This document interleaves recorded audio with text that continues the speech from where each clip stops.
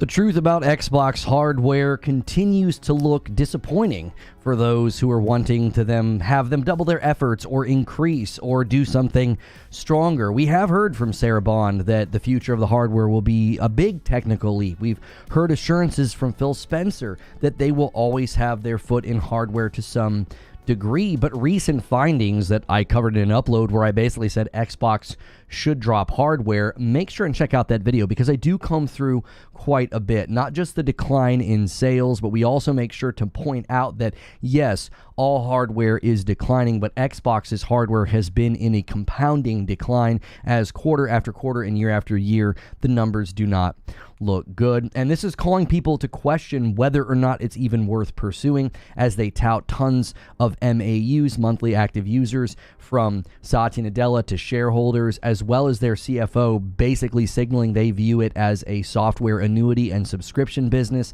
That just does not sound like hardware has much of a footing. And I, for one, like the idea of an Xbox handheld made by the Surface team or a console PC hybrid where I could sideload Steam.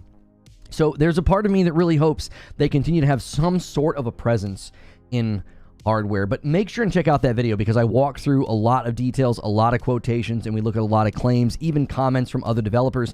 I do want to say there has been a point of clarification, and we put like a little disclaimer at the bottom of the video about what the makers of Phantom Blade Zero said. It was essentially a translation error, but they were still communicating the same thing, that the demand for the Xbox is low, that it doesn't quite do very well in the market that they're focused on, and so I think they were answering that question honestly, and it got interpreted to sound a bit more harsh because if you read the quote in its totality, as I did in the video, they do indicate the market that it struggles in, and a lot of people from that market don't like making games for Xbox. So I don't think they even really necessarily, if you read their comment on Twitter, the developers from that game did not post a retraction. They didn't say, oh, hey, we didn't say that. They said that doesn't represent our value and our culture, right? The culture and the values they hold as a company. So they weren't doing a retraction like, hey, we didn't say that. They were saying, oh, that doesn't represent us because the translation was more harsh. They were pretty diplomatic in how they answered the question.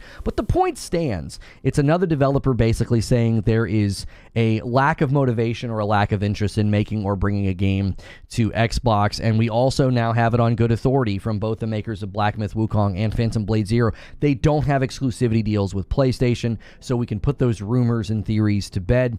And I don't know if we'll see anybody actually post retractions or updates or new articles now the developers have actually spoken to the fact that there is no exclusivity deal on those. So that's kind of where we are. I want to talk to you guys now. So again, every day, make sure and check out that upload at 9:30 a.m. Eastern. We hang out with members at 9 a.m. for morning coffee. So that way you can know what I think.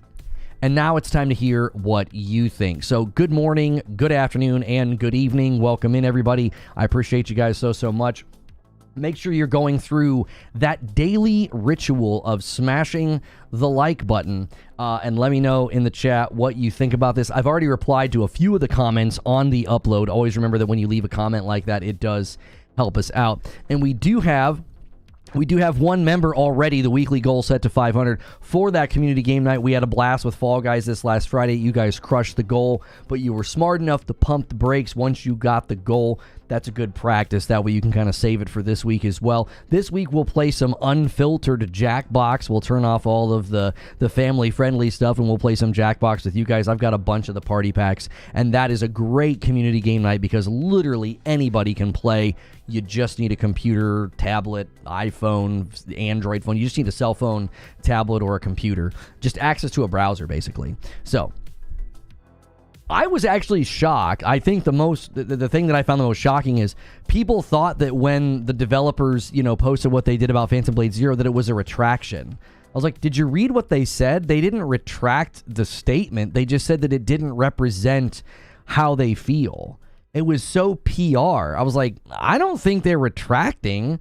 I think they're sort of being like, hey, that doesn't represent what we think. So if one developer got a little out of pocket or a little gruff in their answer, they're like, yeah, that doesn't represent our values. They weren't saying that it wasn't said. And even now that they're going to claim, oh, it was a translation error. Well, okay, the translation's not really any better. It's obviously more diplomatic, but they said, we apologize for the term no one needs this platform. The correct term is a platform that does not find demand. As you can see in the source, that is on the Avowed.com website. Access it here. So a platform that does not find demand.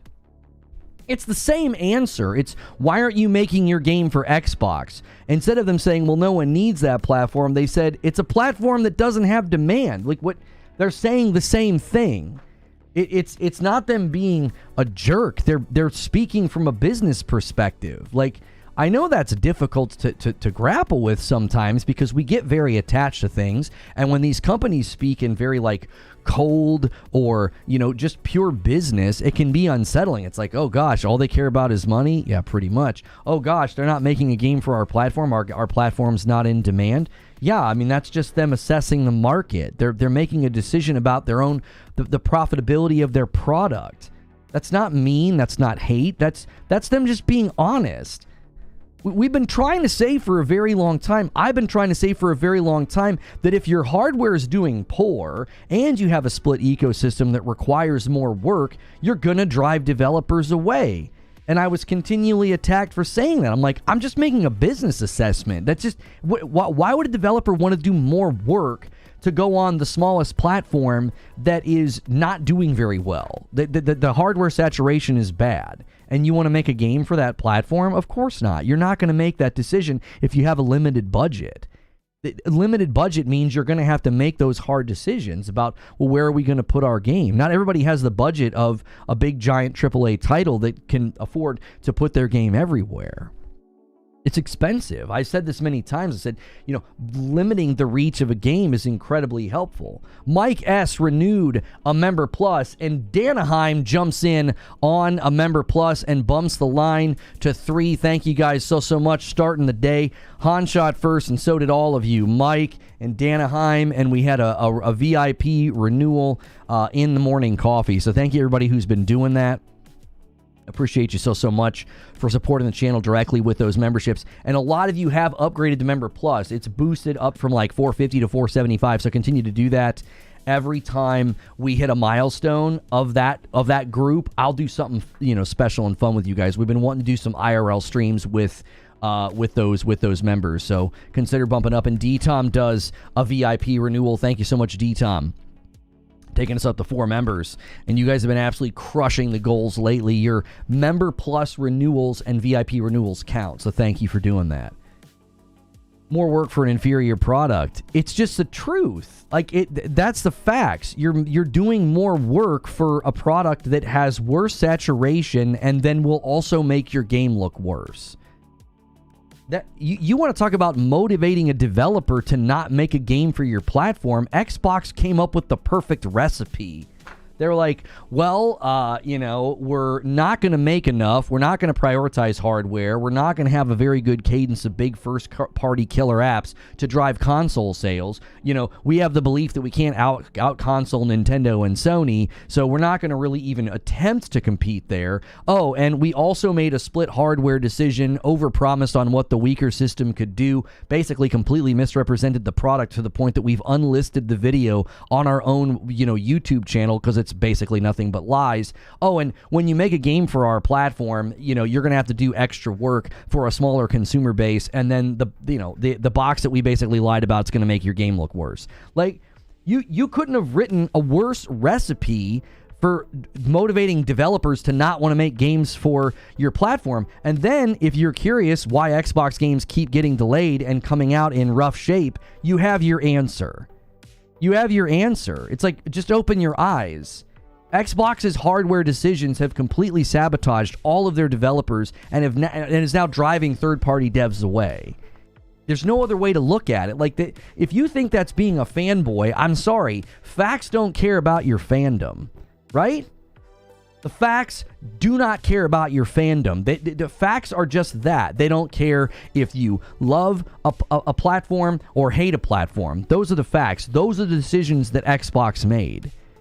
And here we sit. Like, why do you think the hardware sales continue to plummet and drop? They didn't make a compelling case or reason to buy. They didn't. They constrained their own distribution of the console. The Series X, the thing they marketed first. So it's like, none of this should be surprising at all. And that's why it's like all the Xbox podcasts or the talking heads or the big Xbox fans that are like, yeah, this is basically a lost cause at this point. This is basically over. It's like, well, yeah, it's been over. That's the problem. Like, everybody kept acting like it was going to turn around. It was like, I don't see how you thought that was what was going to be the case. ABK was basically their way into a software strategy. I lost count how many times I said that. I was like, they're just going to pivot into a software strategy. That's their goal. That's what Microsoft knows. That's what Microsoft eats, sleeps, and breathes. Oh, I'm sorry. Brooklyn Breed. I didn't shout you out. My man Brooklyn. He just did a member plus, and he sets up a 20 bomb dunker. That's 5 members already on the day. Every 25, I gift 5 back. Thank you, Brooklyn. I was like mid-rant and forgot to shout you out, and then it got pushed out of chat.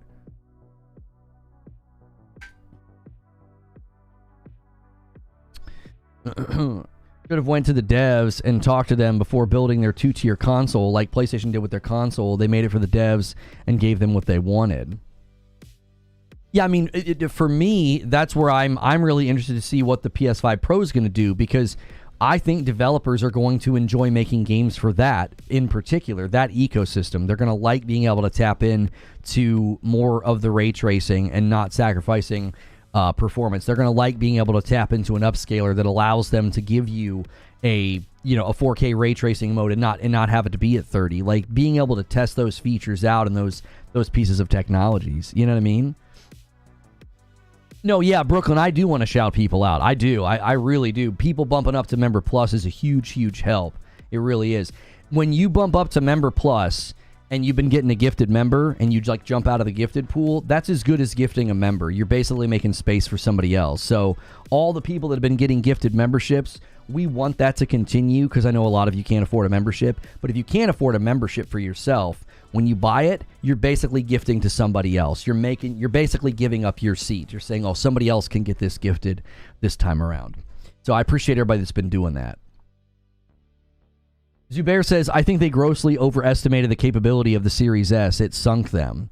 Yeah, I mean, I was watching a video today, and it went back and looked at the guy with the big, long beard did an interview, and he was just talking about the Series S. And, like, they went out here, and they were, like, full court press, creating this idea that the Series S was, like, some secret weapon. It really came across that way. It was like, man, at that price point, $1440, and you're still going to get everything else? Like, that's all you're going to get is a drop in resolution? I mean, I remember thinking that seems too good to be true. Like, I don't even know. And I remember somebody asking me, are you going to get a Series S or a Series X? And I was just like, oh, I want the X. I want the absolute best, the best. But I remember a lot of people were considering the Series S for that particular reason. They might I don't really need 4K. They're like, I don't really need 4K. I might get a Series S, because that's what people thought. They thought that's what they were doing. They were choosing between the 4K box and the 1440 box. DJ Rage left a comment on the video from this morning. He said, best machine for media watching, best controller, poor lineup of games, misleading showcase. Oh my. Indeed, it's the same story all over again. The best thing they did this year was a showcase. Like, is this seriously what we're going to do again? Like, come on, boys. Stalker 2 is not a first-party game, but it needs to hit, and so does Indiana Jones. Black Ops 6 is multi-plat, so it's like, okay, if it hits, sure, that'll help your bottom line, that'll certainly help your revenue, but you need your actual first-party games to hit. Eugene says, I was looking to buy an S as a secondary box. And Joker Quinn gifts a member and bumps the line to 6, setting up an Agent of Chaos. We'll see if any of the big boys are around to drop that 20 bomb, and then I'll owe you guys 5 if we get up to 25 that fast. I have a Series S. I don't really have an issue. What's the big complaint? The Series S has been a complete hobbling of the platform. There are games that are coming to the platform late because of the Series S. I am done. I am done even being diplomatic about that. Anybody who continues to make excuses for games coming to Xbox late instead of just saying it's the Series S, I don't even know why you would bother listening to them anymore. They're not speaking truthfully. Like, the fact that many of us just tried to say the basic truth and were villainized and attacked for being like, it's the Series S. It's always been the Series S. Series S works like a dream, but it doesn't. Every game runs worse on it. Developers are having to remove features or bring their games to the platform late. Your experience with the Series S doesn't remove the reality of what that box has done. It is completely sabotaged the entire generation. Yo, Cat with a VIP, welcome back. Oh, my time flies when you're having fun. 41 months from Cat, unbelievable. 7 members on the day. Nice strong start to the week. Thank you, Cat. The Series X is week 2? No, it's not. The Xbox Series X is great. If all they did was the Series X, I don't think you'd be having some of these issues. I think the first-party games would have come out faster, and I think third-party developers' games would have come to the platform faster. It's a compatibility issue? It's not a compatibility issue, Hunter. So, okay, imagine that you're building a game for the PlayStation 5. And imagine that PlayStation comes to you and says, hey, we need you to also make this game for the PS4. That would require a bunch of extra work, okay? That would require a bunch of extra work. And if you're going to do that extra work, it would need to be justified. Now, you might be able to justify it because the PS4 saturation was really high, and there's still a very good and active user base on the PS4, okay? But the point being, it would require that developer to do a bunch of extra work and to probably then delay their game, all right? So every game that comes to Xbox has to do that. They cannot just optimize their game for the Series X and make sure that, like, performance mode and ray tracing mode and all those modes, they need to make sure all those modes, you know, work really well and run really well. They have to go to the very, very bottom of the line and say, we have to prioritize the Series S, right? And at the beginning of this generation, there were guys from id Software that said, when you have that significant of a memory bottleneck, it's going to cause issues. And so really, really well-known developers, well-versed developers were like, that's going to be a problem. And those tweets have since disappeared since they were acquired. D-Tom, with the first 5 bomb of the day, takes us to 12 members. Thank you so much, D-Tom. And we're in the double digits. So that's basically what you have to do every time you bring a game to Xbox. You have to build for 2 systems, okay? Now, that wasn't necessarily a problem in the early years of this gen. Why? Because a bunch of games were already being built for old gen. So a lot of games were landing on both the PS4 and both the PS5. A lot of games in the early years of the gen, they were also landing on the previous Xbox and then the Series S and the Series X. But here's where the friction starts to come in. Once you get into the 2nd, 3rd, and 4th year of the gen, you're going to start seeing games leave behind old gen, and they're going to focus on the next gen. So they're going to say, okay, now we're only making our game for the PS5. Now we're only making our game for the Series X. But they don't get to say that. When they build a game for the Xbox, they're still building for a box that basically has the memory of an old console. There's an older console from Xbox. What is it? The Xbox One X or whatever it was called that has more memory. Like, don't you see that pivot point in the market? They're not getting to do that as swiftly for Xbox. So it's slowing everything down. Yeah, the Xbox One X has more memory than the Series S. That's a significant bottleneck. So as the development world starts to shift and say, we're leaving behind the PS4, the Series S is standing in the room being like, yeah, well, I'm still kind of here and I'm a bit of a problem. The Series S is the new old gen, pretty much. And see, the thing is, Hunter, is thank you for 2 single gifteds from Silent Spartan, taking us to 14 members on the day. He's going to do one more and take us to 15. He's hoping somebody takes the bait and drops a 10 bomb to the first 25, and I'll owe you guys 5. Guys, make sure you're taking a second to smash the like button. Nice, strong turnout on the day. I might not have been on your homepage for a while. My homepage on YouTube today was full of live streams, and I was like, hey, maybe they fixed whatever they broke.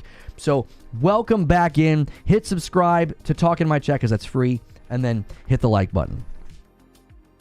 So here's the thing about the Series S. A lot of you that bought the Series S have had a perfectly fine time with it, or you're willing to overlook certain things. You don't care about having the best of the best. You know, maybe you play a lot of games on Game Pass, and you just really were happy to have a console at a lower price. Listen, you have to hear me. When I've been critical of the Series S and critical of Xbox, I have been taking up for you because they constrained and made less Series X's, they made more Series S's, and you, in many cases, bought a Series S because it was all they had. A lot of people did that. And now we're seeing the results. Yo, Force of Will with a single gifted, thank you so much. Now we're seeing the results of what has happened is the hardware sales are in an absolute free fall, and developers are questioning, why would you even want to put a game over there? This is not the first time a developer has said something like this. When Chris Dring of gamesindustry.biz comes back from the GDC, he's like, yeah, developers are questioning whether or not they should put games on the Xbox. What do you think they're thinking now when they look at the sales reports? It's a business decision. No hate. No hate, no fandom. I don't care which team you cheer for. Developers are looking at these sales numbers the same as you. If a podcaster can talk about it, if you and I can talk about it, you better believe that developers are like, Xbox is falling off the edge of the world. Like, why would we make a game for that platform? You're going to be making a game for essentially a shrinking footprint. And listen, if they have all these MAUs, you also have to question what Xbox and Microsoft think about this. That's going to play a significant role. You got Satya Nadella saying we have 500 million MAUs now. That's an impressive number. And guess what? Most of those people are not on an Xbox console. They're everywhere else. They're on a cell phone. They're on a PC. They're on a PlayStation. They're playing Minecraft on a Nintendo, and they're getting included in that number. A 2-spot from Whiskey Neat. It's my birthday, says Whiskey Neat. He says, get those likes up, chat. Guys, it's Whiskey Neat's birthday. He's asking for likes. Give him the likes, you know? Happy birthday, dude. And Whiskey Neat on his own birthday is going to gift a member. My man paying it forward on his own birthday. Thank you so much, sir.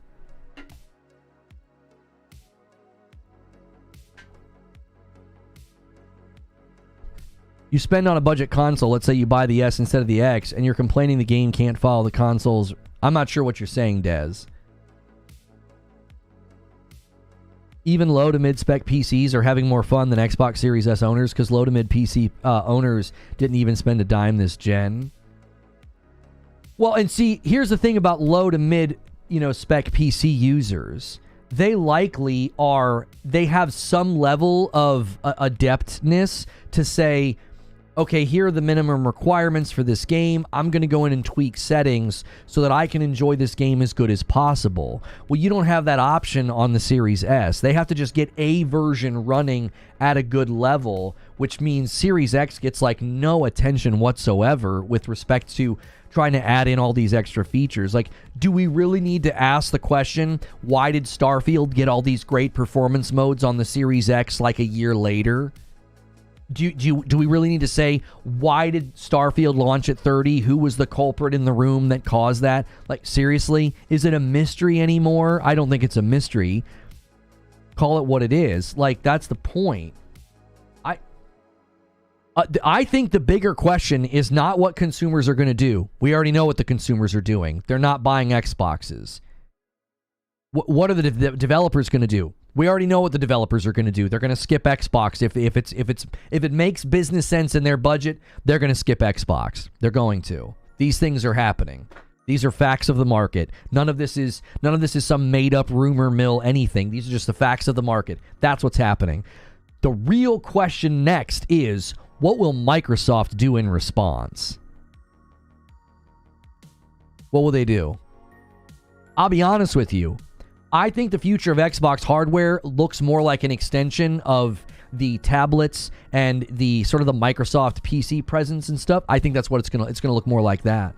Yo, my man Stone Spire gifts a member. I know what Stone Spire's going to do. He's hoping. He takes us to 18 and then 19. He's going to walk it all the way to 20. I know this man. He's hoping somebody slams home the 5-bomb. Somebody team up with him. Xbox is an access point. There it is. Thank you so much.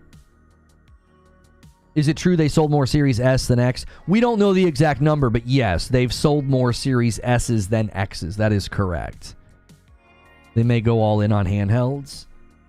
I think they're going to have either a handheld or some kind of hybrid PC thing as more of just like an extension of their presence in Windows and PC. Like, I really do. Imagine that you're Satya. Imagine you're an investor and you're like, you have 500 million MAUs from just basically publishing and having games everywhere. Your content services and all that revenue is up from acquiring ABK. And meanwhile, hardware is down. Okay. This is a real easy form of calculus here. What are we going to do? Yo, there it is. Hunter drops a 5-bomb. Appreciate you, dude. Guy owns a Series S and he's able to just have a conversation and not take it personal. I actually have a lot of respect for that. And another 5-bomb. Hotshot tried to jump on and he was a little late and he takes us to 30. And then Cardoc Ren, we have a 5 gifted member train taking place right now. Somebody hop on. That's 3 in a row. Let's see how many we can get in a row. That's amazing, guys. I would love a handheld Hadigan. I really would. But that's the question.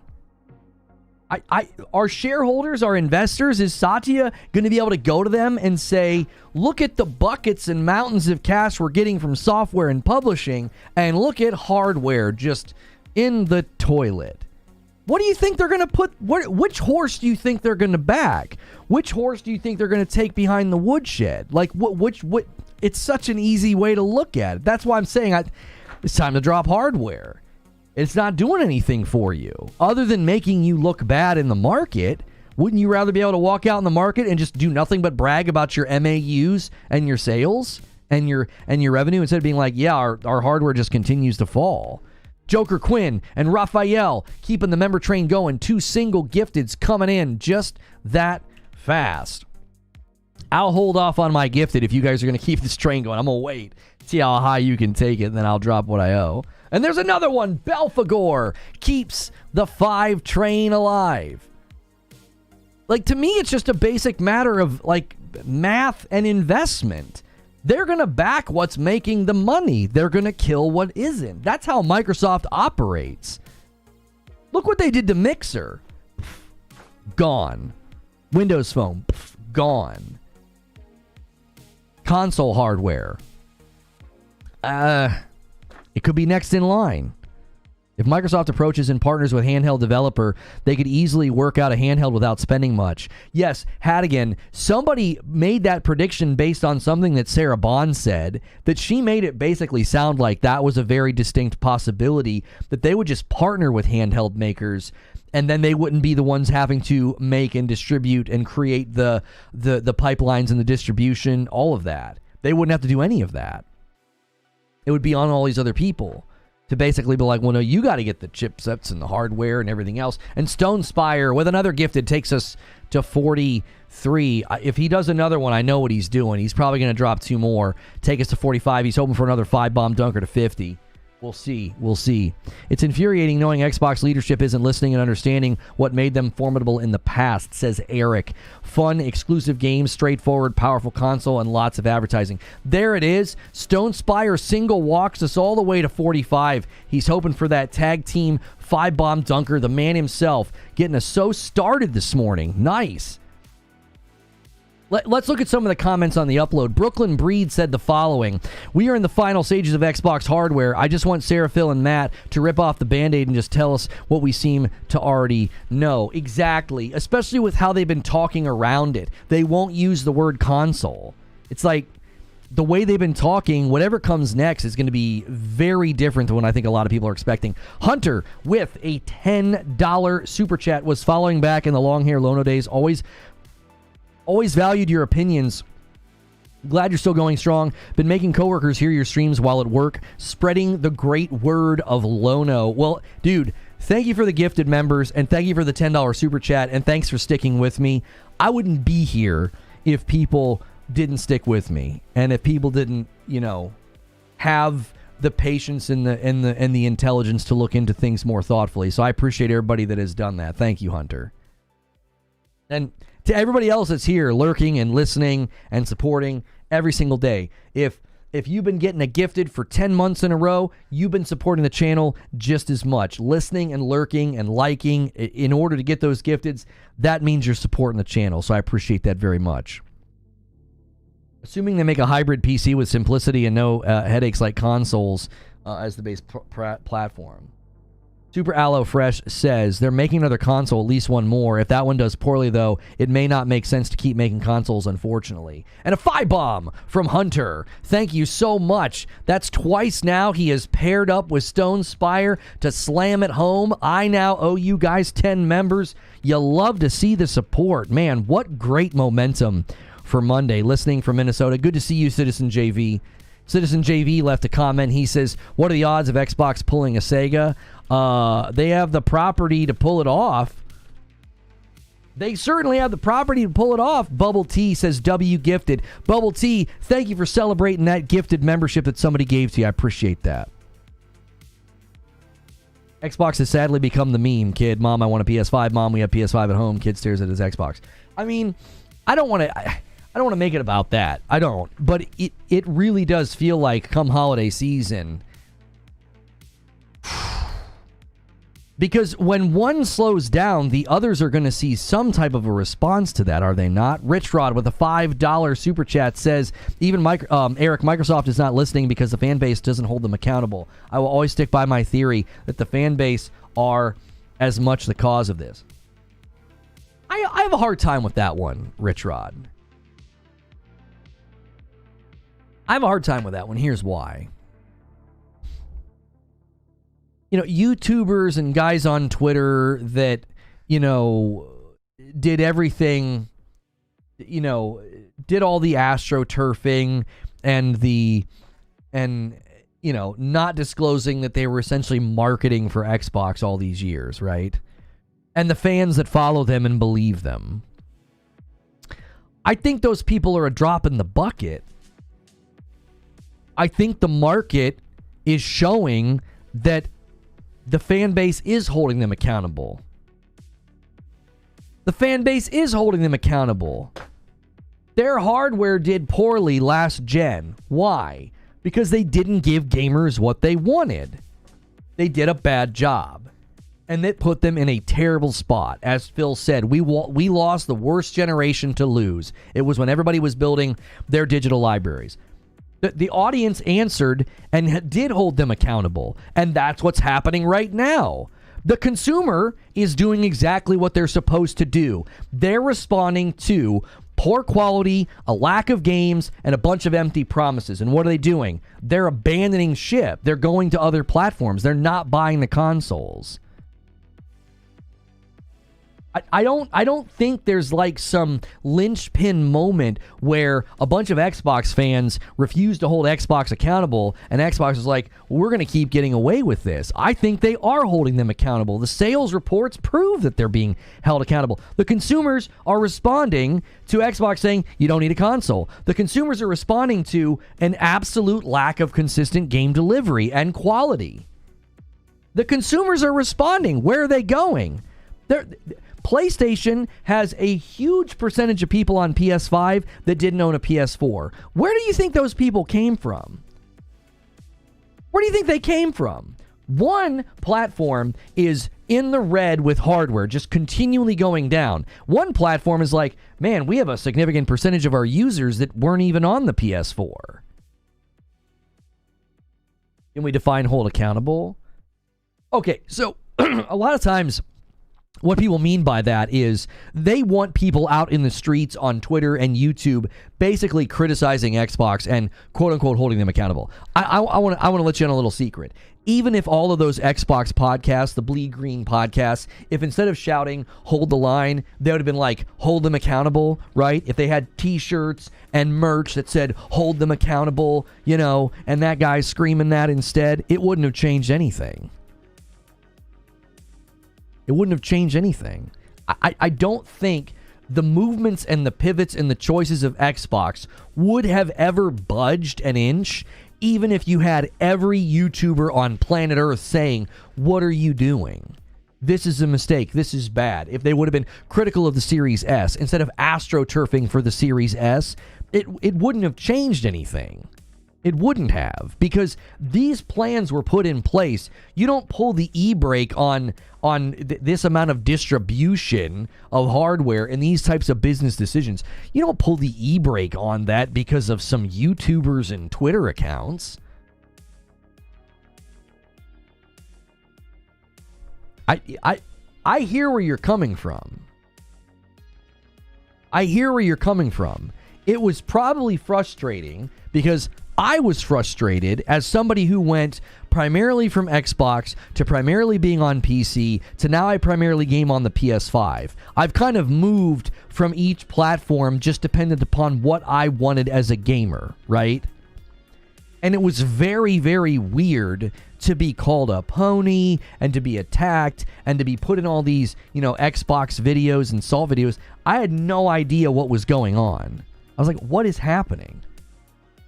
So I get where you're coming from. I watched a bunch of people. They were dishonest. They were bad faith. They were disingenuous, completely misrepresented, and acted like ABK was going to be great, and all the rest of us were just being Xbox haters. And look at all of them now. Look at all of them now, having to admit that the ABK merger hasn't helped the consumer. It was a mistake. Look at all the bad things that have happened since. It hasn't changed the reality of anything. And I get pointing to that and being like, why wouldn't you hold them accountable? Why wouldn't you have basically asked for better this generation from them? Why do you just keep kicking the can further down the road and being like, oh, we're about to eat good on Game Pass, when what they've given you on Game Pass the last 18 months has been incredibly inconsistent? What do you mean eat good on Game Pass? What have you been eating? I mean, what are you guys, intermittent fasters when it comes to gaming? What is this? What do you mean you're eating good? I have Game Pass, and I had to play Hellblade 2 on my PC. Same with Starfield. So I get it, but you got to understand, even if all those podcasters would have, you know, had a shred of decency and not gone on the attack for people like me that were against the merger, or for people like me that were critical of Xbox, if they would have actually stood up and said similar things, I don't think it would have changed anything. It wouldn't have changed Xbox's plans or their strategy. If all those podcasters would have come out and been like, "Yo, well, we don't agree with the ABK merger," what do you think Phil Spencer would have been like? Well, yeah, you know, the podcasters don't like it, we better not do this. They would have done it anyway. They'd have gone forward with it. They'd have moved forward into a publishing, you know, more of a publishing role than a platform, and taken on a software strategy as they are now. Nothing would have stopped this from happening. Except, I mean, unless the regulators would have stopped it. That'd have been the only thing. I don't think the podcasters and the fans had an opportunity to stop this from happening. Like, so that's what I mean. I don't agree with like going after the fans and the YouTubers. I don't think that's productive, because I don't think it's their fault. The lack of sales are the only things that moves the needle, and it still took years. Well, here's the thing, Zubair. How did last gen not communicate what people value? Like, how? How did an Xbox misfire one more time? It's unbelievable. It's like coming out of the Xbox One era. It's like, how could you guys not see what was needed? It doesn't make any sense to me. That misfire has got to be one of the craziest things to go back and look on. Like, there needs to be a documentary on it. How did you guys, you had a shot, you had a chance to come back. I mean, I was giving them a shot. I remember the Project Scarlet marketing. I was full bore in. I was like, dude, this looks great. The entire Xbox experience this gen can be summed up in one funny clip. You had. Just wait until. That's right, Dodevas. Just wait until.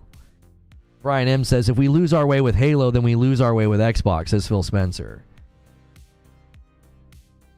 House Elf says, what do you think the overall public feeling toward Xbox was over the studio closures, and is it still relevant now? I'm referring to the general gamer, not the online hardcore. I think it's a good question because Alana Pierce had a great video this morning about that. Like, people that were like, oh, the layoffs would just make better games and it won't happen. She's like, you understand that the layoffs aren't happening because games did poorly, right? Like, Hi-Fi Rush's studio closed down, and that was a highly praised game. You know, Destiny had a very successful, very highly praised DLC, and they just laid a bunch of people off. She was like, that if consumers think that, like, that's a good thing, or like that's going to lead to, you know, that's going to lead to, oh, we're going to get better property, or we're going to get better games because of these layoffs. She's like, no, it's actually kind of the opposite. They're figuring out how to operate at the lowest cost possible to save money. So your question about, like, what's the general gamer think about studio closures? I think a lot of them probably don't think about it beyond, like, oh, well, they probably didn't make good games. Or, you know, oh, I don't care. They don't make games that I like. Final Shape was not successful. Well, as far as commercial success, we're hearing reports that it was down. Every DLC was seeing a decline in sales, including the Final Shape. The Final Shape was critically and publicly successful. From all viewpoints, it looked like a roaring success. Player numbers were back up. The reviews were incredibly high and positive, right? So you could say the same thing for Hi-Fi Rush, right? Hi-Fi Rush was probably not massively commercially successful, but it was publicly and critically praised. It won an award. Like, I won awards plural. It was an award-winning game. So that's the point I was making. I'm not trying to argue that the hard numbers of, you know, how many sales did the Final Shape make.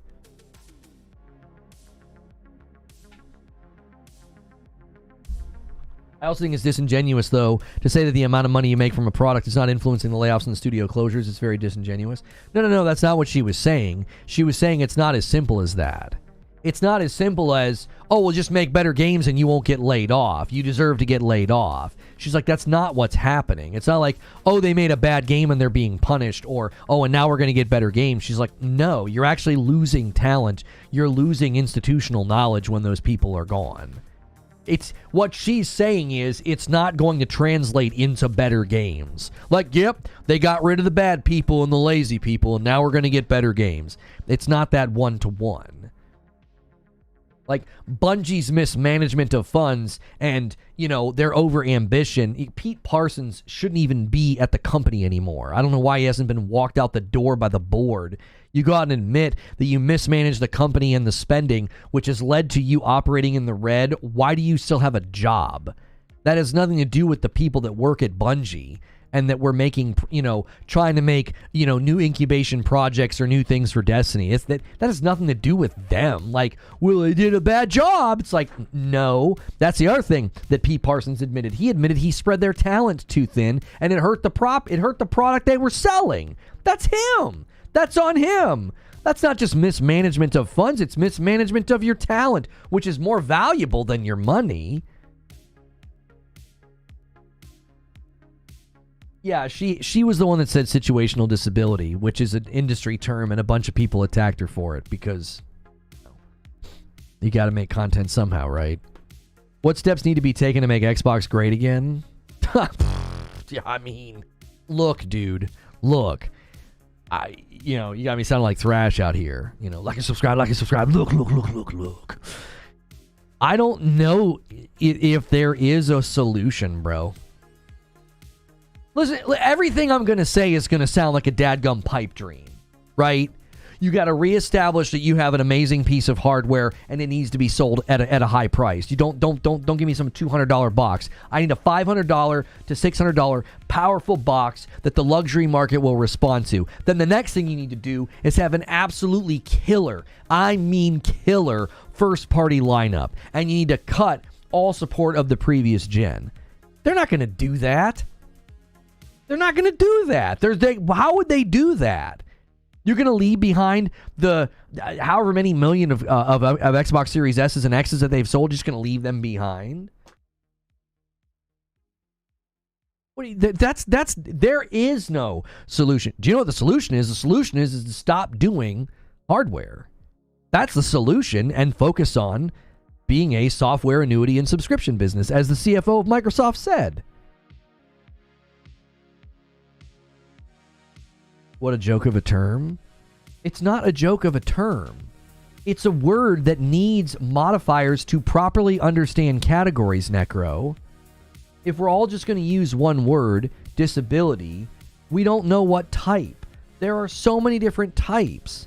It's a word that requires a modifier. I swear so many of you need to just study other languages so that way you can understand how important words are, and sometimes they need modifiers to properly be understood and have good, clear categories. Like, it truly is baffling to me how ardent people get about language, and then they betray that they don't understand what language is and how it operates. Like, seriously, just go watch a bunch of videos over the weekend and try to learn another language and figure out how all the different pieces and parts have to interact and agree with each other, and then you'll understand why you have to have modifiers for a word like disability. Because if not, we don't know what you're referring to. That entire debate was basically propagated by a bunch of ignorant people.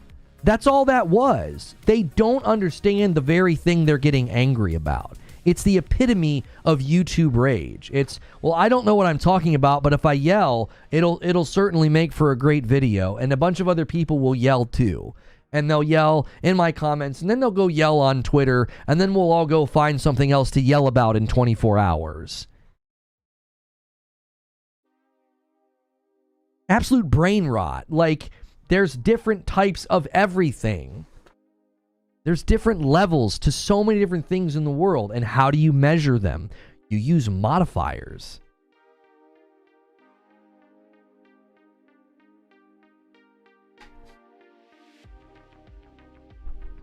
Devil Shooter left a comment, Xbox fans should have been going to PC. I mean, yeah, I say, I think it was Detective Seeds that tweeted it. I think he tweeted, it was like, just go to PC or PS5 at this point. Just pick one. Pick one. Doc Dark went to PC. And then he was ready to leave, and he went back. So Doc Dark went to PC. Some people have gone to PS5.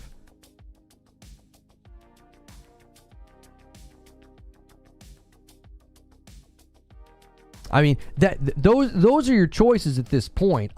Listen, if you're going to dig in and stay with Xbox, I could understand you wanting to do that. I could. I really, really could. I have so many games on my Xbox. So many. It still feels... It feels like a home I used to live in when I turn it on now. Like the controller, it feels familiar. I love their UI and their interface. I really do. It's like, oh man, and I go and look at all my games. I'm like, oh my gosh, look at all the games I have over here. I totally understand somebody being like, no, I'm sticking it out with Xbox.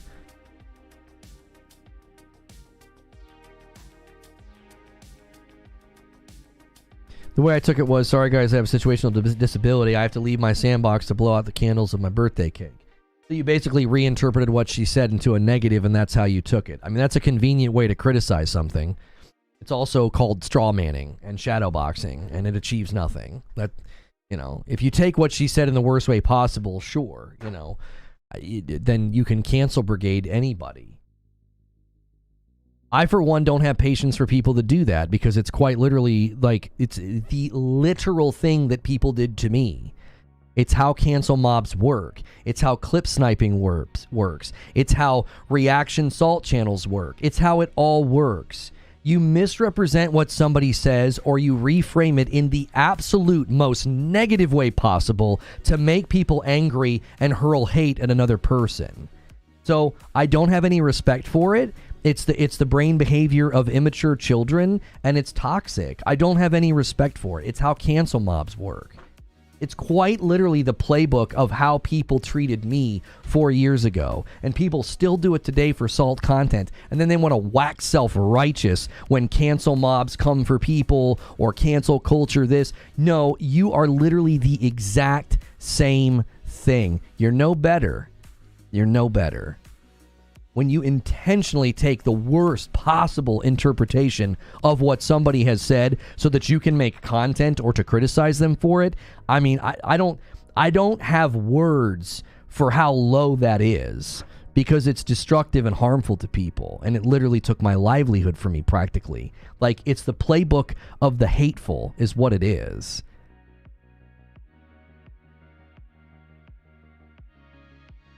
My intention isn't to cancel anything. She's having a child as a disability. I didn't say you were canceling anything. I said you were doing the same thing that the cancel mob does. And again, you're misrepresenting what she said. She wasn't using having a child as a disability. She was listing all the different types because they all have different categories. Your ignorance of those categories doesn't mean that she's wrong or saying something like what you're saying right now. You're once again just shadowboxing. I think it's embarrassing. I think what you're doing right now is embarrassing. I think you look silly. Like, you're arguing against something that she didn't say. Like, the consistent misrepresentation of what Alana said, I find it embarrassing. I really do. And it's no different. It's no different than what people do to me day in, day out. It's no different than what people did to me 4 years ago. They take the most benign statements, or they take statements and they rip them out of their context and they say, look at this blank doing blank. Like, that's the cancel mob behavior. That's the salt machine behavior of, look at this blank, they give you a label, doing blank. And it's like, it's the art of misrepresenting and shadowboxing and straw manning. It's anti-intellectual garbage. Like, look at what Eugene said. The medical community and academia has defined children as a situational disability for over 50 years. It's not some new term. Right. It changes your entire life. It changes how you get in and out of a car. It changes how you travel. It changes how you go to the grocery store. It changes how you go through the airport. It changes literally every aspect of your life. But then it goes away, or it lessens its severity. There's a big difference in my life right now with a 10-year-old and an 8-year-old than when we had babies, when you have infants. Like, And the only reason the term exists is because they gave examples. You might have somebody who is consistently holding a child, interacting with your product, and if you give them hands-free options, you are helping them in their situational disability. They are currently in a temporary situation where they commonly find themselves not able to use their hands because they're holding a baby. So the only reason these companies use these terms is not because they're trying to claim children are a disability, because again, that's the argumentation style of the stupid. They don't understand it, so they just mislabel it and misrepresent it.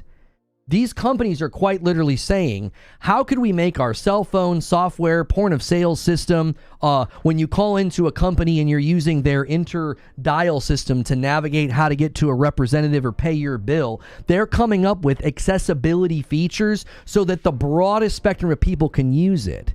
And when your brain's small and content is low, well, that's what you're going to use to do it. You're just going to attack somebody and misrepresent them because you're too stupid to understand that's a term in the industry that is not intended to misrepresent or make children look like a disability. It's intended to say there's a lot of people across a broad spectrum of life, and if we make our software or our hardware or our device more accessible to more people, we're going to make more money. I've never heard the term disability as situational from a gaming company, not so much as it was medical. Again, your ignorance doesn't justify misrepresenting what she said. Own your ignorance, educate yourself, and just stop talking about it. It's that simple. I would never lecture like some scientist who said something about astrophysics. Can you believe this guy? Can you believe what this guy said about how light travels? I don't know anything about that, so I wouldn't talk about it. Nobody had any clue what they were talking about when she said that. It was a joke. The whole situation was a joke.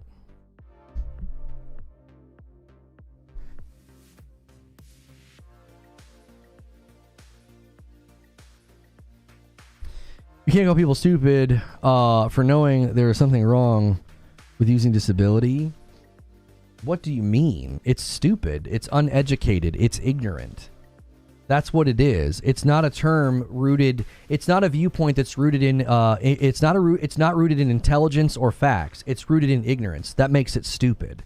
It's by definition stupid. It's stupid. You lack information and you're angry because you lack that information. That by definition is stupid. I don't know what else to call that.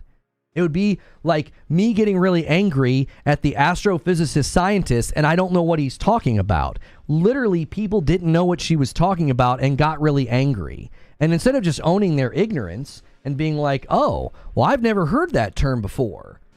No, it's just you just yell and scream and make money off of it.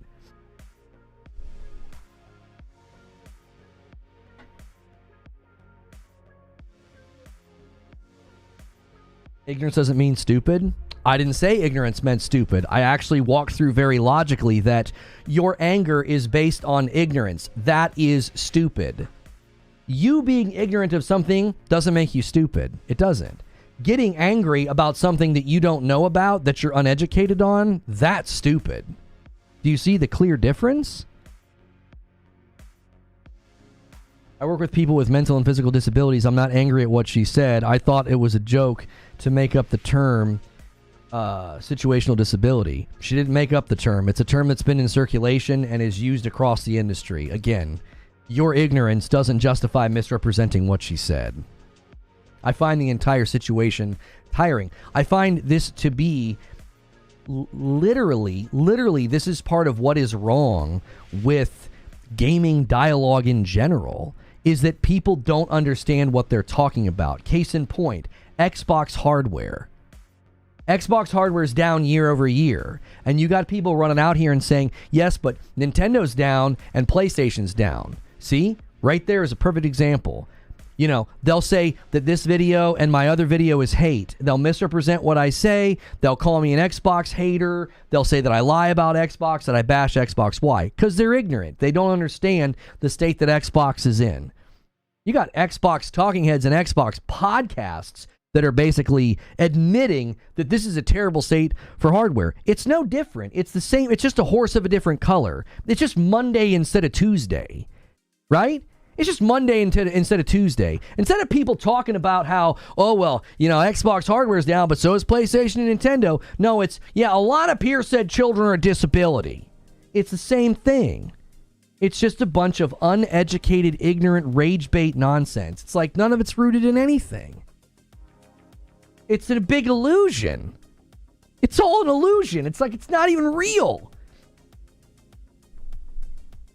K. Cole with a 2 spot says, educating the masses again, I see. I mean, trying, largely failing. Listen, I owe you guys 10 members. We got to cleanse the palate of the chat. That's not even the topic today. That's not the topic, Necro. And I get triggered by it because I get so sick and tired of the willful misrepresentation of me and others. I get tired of it. It's just infuriating that people literally make money by being professional liars. It drives me nuts. Now that I know it's coined by the medical field, I wonder if we could have said it differently. If she would have just shown the chart, I don't even think it would have been a big deal. I think people would have been like, oh, that's a chart they use. There's the 10 members that I owe you. Welcome on in. Anybody who got a gifted member, welcome on in. Make sure you get into our Discord. If you can afford your own membership, consider upgrading to Member Plus. Street Shadow with a $10 super chat says, several key disability organizations outside of gaming have used this term. So if you're bothered by it, go argue with W3C, which defines the standard for these types of things. I know that wasn't your intention, Necro. I know that wasn't your intention. I probably should have just been like, yeah, that's not what she said and moved on. But, like, I'm just so worn out by it. It's just exhausting. It's just everywhere.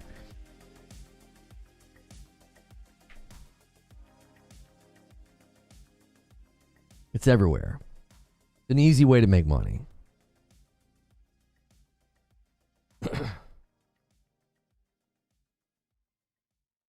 Situational disability just sounds stupid. They should change it to something like situational impairment. I mean, you're welcome to have your opinion on it. Your opinion, again, is driven by emotion and not by facts. It's a factual way to describe something. So, like, going into a field and being like, hey, I'm not in this field. I'm not educated in this field. I don't really have anything to do with this field. But I think you should change the way that you're, the terms that you're using. Like, why? House Elf says, what am I muted for this time? You're not muted for anything, homie.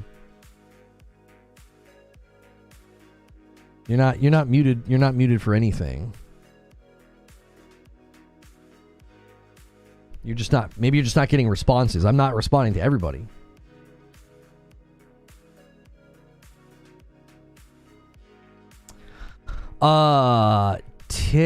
Let's see here. Moneybag says hardware sales will be down for PlayStation as well. We're living in an economic crisis. I can't believe you quoted a Brazilian site with the fake news. Literally, Phantom devs literally said it was not true.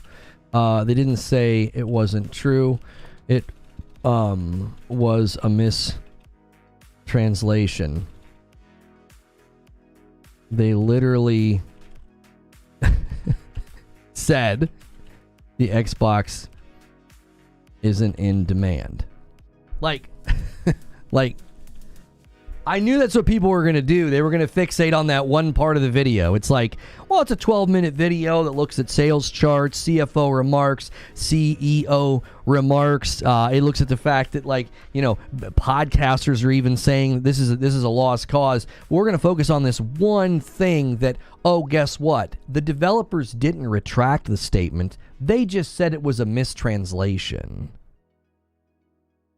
It's just a mistranslation. They literally said that there's no demand, or the demand is low, or whatever. However they phrase it. How do they phrase it? The correct term should have been, it's a platform that does not find demand. It was just a mistranslation. That article properly set the context. They literally properly set the context. It was like, hey, we're not going there. It does not have demand. That doesn't do well in our market, and it's hard to make games for that ecosystem. They didn't back off on anything that they said. They didn't back off. They didn't retract. They didn't say, "Oh no, we didn't say that." They're like, "Well, no. That doesn't." Their initial statement was quite literally not even a retraction. They were like, "That doesn't represent our values." And now they've put out a retranslation, meaning, oh no, yeah, we are skipping Xbox, and we do have business reasons for doing it. We just didn't say it as harshly as the translation originally said. Who needs that platform? That's a platform that does not find demand. Don't you see? That means that it was somebody that worked at the company, it was a real interview, and it was said. Guaranteed videos by the end of the day will claim falsely. They'll lie. They'll say, yep, the devs never said that. And it's like, well, no, they did say it. They just didn't quite say it how it was translated. It was communicated in almost the exact same way. We are not going to Xbox, and there's a business reason why. It's a platform that does not find demand. And the original translation did not represent our values because it sounded dismissive and it sounded insulting. The fact that everybody went with their initial tweet and they're like, oh yeah, I knew this wasn't true. I was like, do any of you have the ability to critically read? They quite literally didn't retract the statement at all. They didn't retract it. They just said that it didn't represent their values, meaning either some dev spoke out of turn and got a little loose-lipped, or it's a mistranslation. Well, it turns out it's a mistranslation that still communicates the exact same sentiment.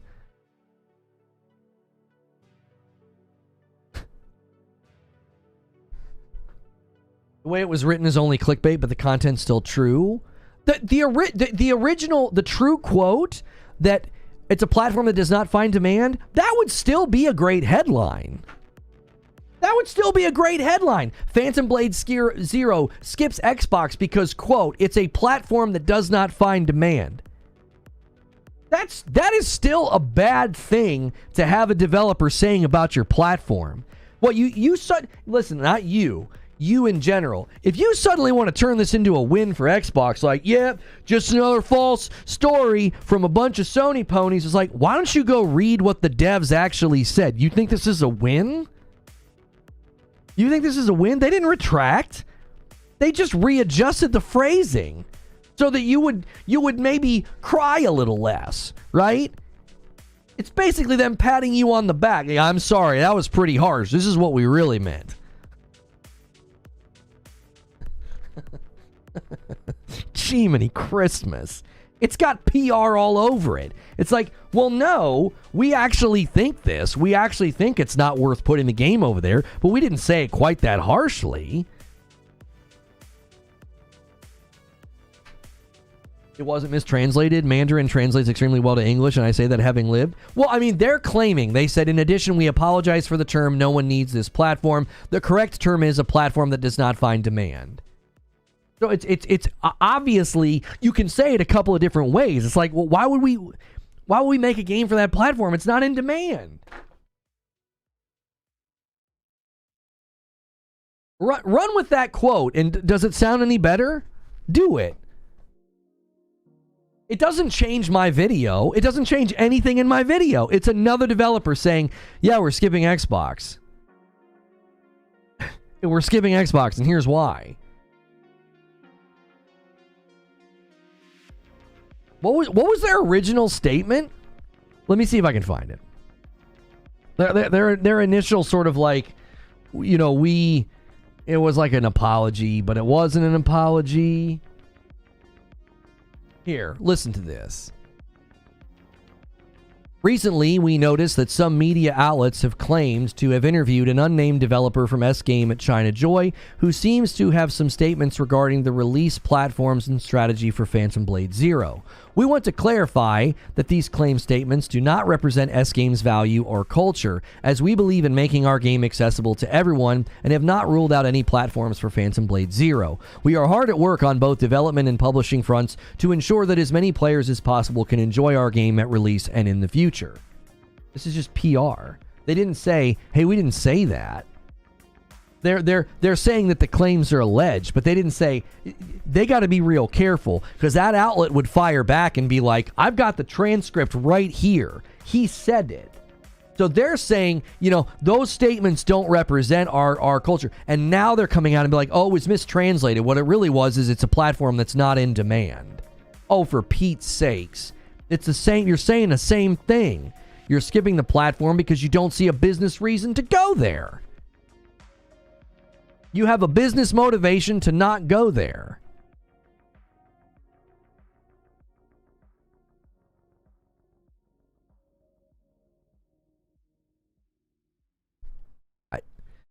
That's the entire point. The point is not to say that it's a dead platform or everybody hates it or it's not going anywhere or whatever the case may be, right? It's not. No, the point of the statement was this right here, this is exactly how developers are going to continue to respond to everything we've looked at.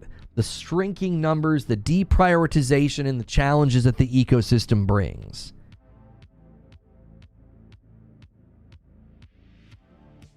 Telling people they don't need the console, zero marketing overseas, Microsoft put themselves in this position. Yeah, if you're like, no console, no problem, and yeah, no Xbox required, can you really get upset when a third-party developer was like, yeah, nobody needs that. Nobody needs that platform.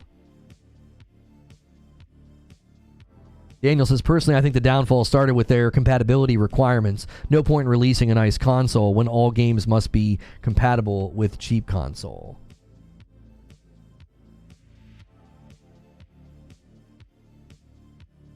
It's going to get worse for Xbox, says PWH Town. Going forward, PlayStation will get tons of third-party exclusives without having to spend a dime. Well, finding out now, Phantom Blade Zero is still years away from what I saw this morning on Twitter, which is really weird. I don't know why they started marketing the game if it's not coming out until like 2026. Didn't they show it off at wasn't the first time they showed Phantom Blade Zero in like 2023? I don't like that. I'm critical of that. Don't show me the game that far in advance. I don't think that's helpful. I don't need to see a game that far in advance. I don't. To me, that just ends up making everybody do what they're doing now. They're just constantly talking about it and oh, when's it coming? It's like, well, it's not coming for 2 more years.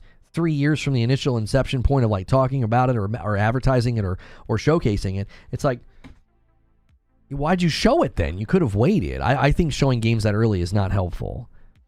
In a world where the Series S and the X had the same CPU and RAM, it could have worked. The idea wasn't insane. The execution was criminal. People played it at China Joy, but it's not coming out for 2 years? That's crazy.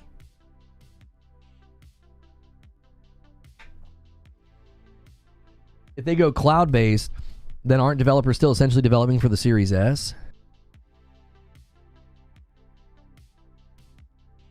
Well, that's a good point. I saw a lot of people misunderstanding how xCloud works recently. Well, what's the difference between having the console and having the xCloud? I had somebody in here saying that the other day, like in my chat. They're like, what's the difference? And I don't think they know, and this is not fair to them. I'm not holding them at fault for this, but I don't think they know that when you use xCloud, you're on a Series S profile. So you're not even getting Series X performance. So I don't even understand. I'm like, if you're going to try and make that your main, if that's their main platform or that's how they decide to go with this, I don't know, dude. I feel like a lot of people are gonna quickly see that like the xCloud's not worth interacting with. They still haven't launched the feature where you can play the games that you own.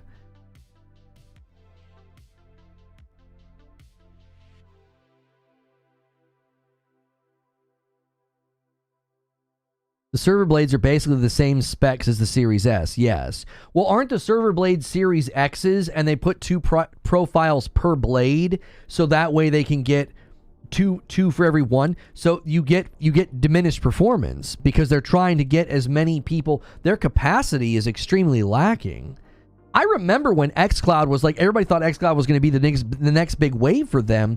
And I think it was Jez Corden who came out and he was like, they're still not giving us features they promised and the capacity's just not there. He was pretty critical. He was like, where is all this stuff? I think a lot of people thought like by now xCloud would be sort of in a better place.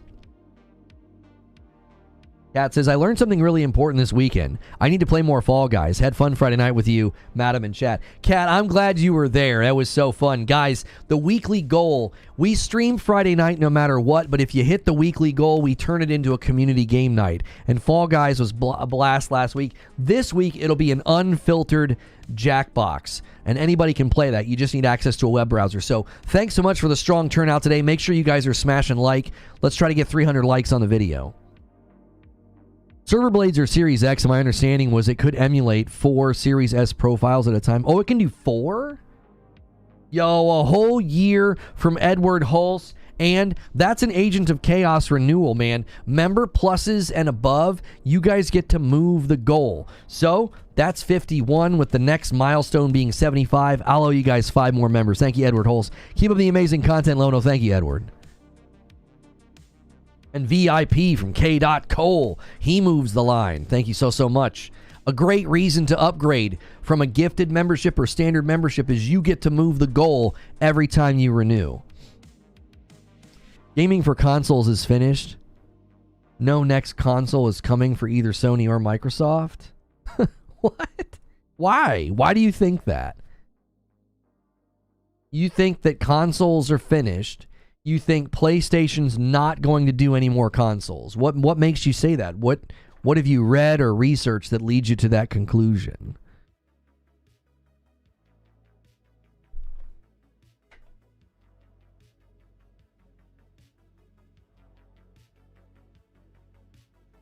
What replaces consoles? Phones with docks? Yeah, I don't think consoles are finished. I think that you're going to see a dramatic shift in what consoles are available.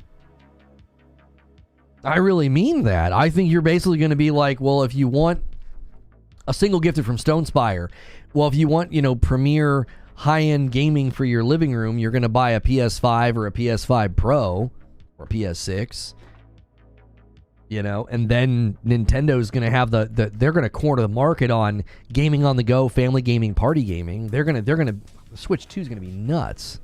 And then 2 more from Stone Spire. He's hoping for a 20 bomb dunker. He loves to set these up. 55. We need 75 for the next gifted from me. Thank you so much, Stone Spire. Crazy in here today. Right, Lobo? What's going on? I don't get why people think that PC will be the primary source for gaming. It's too many variables that come in from the average consumer still wants plug and play. The only way you would get PCs to get better adoption is you'd have to make like the Xbox PC hybrid that we heard about. You just plug it into your TV. You have to remove that stigma of price and complexity and, well, it's a computer, so I need a mouse and a keyboard, right? And a monitor. It's like, no, it'll just be this thing that you HDMI, Wi-Fi, or Ethernet cable, and you're done. That's it. You're done.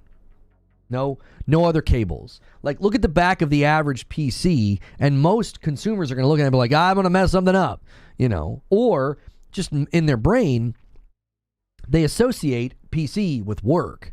They go to work, and they're on a PC.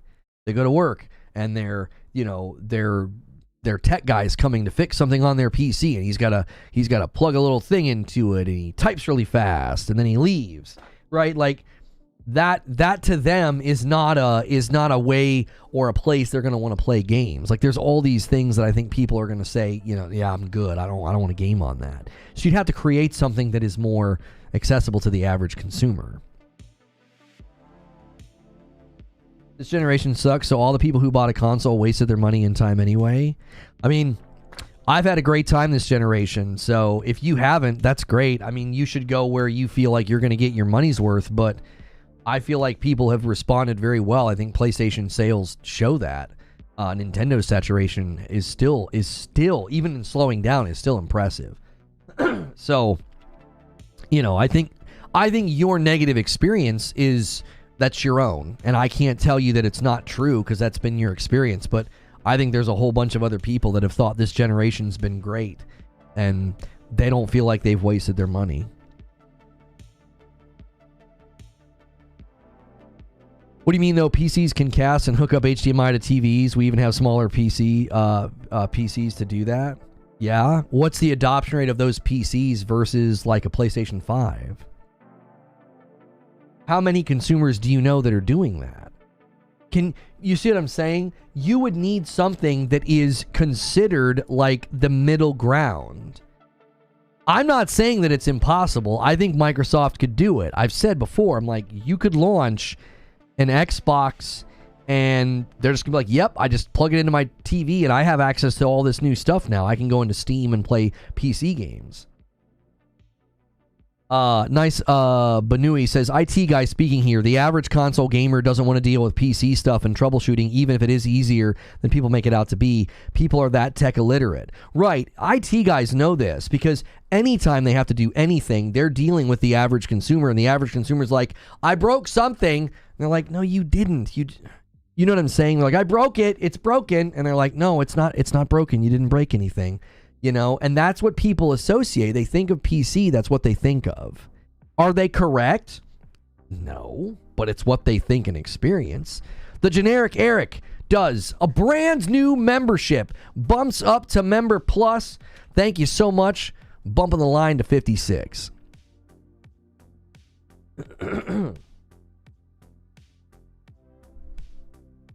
New Xbox needs to be a PC hybrid. Microsoft owns Windows.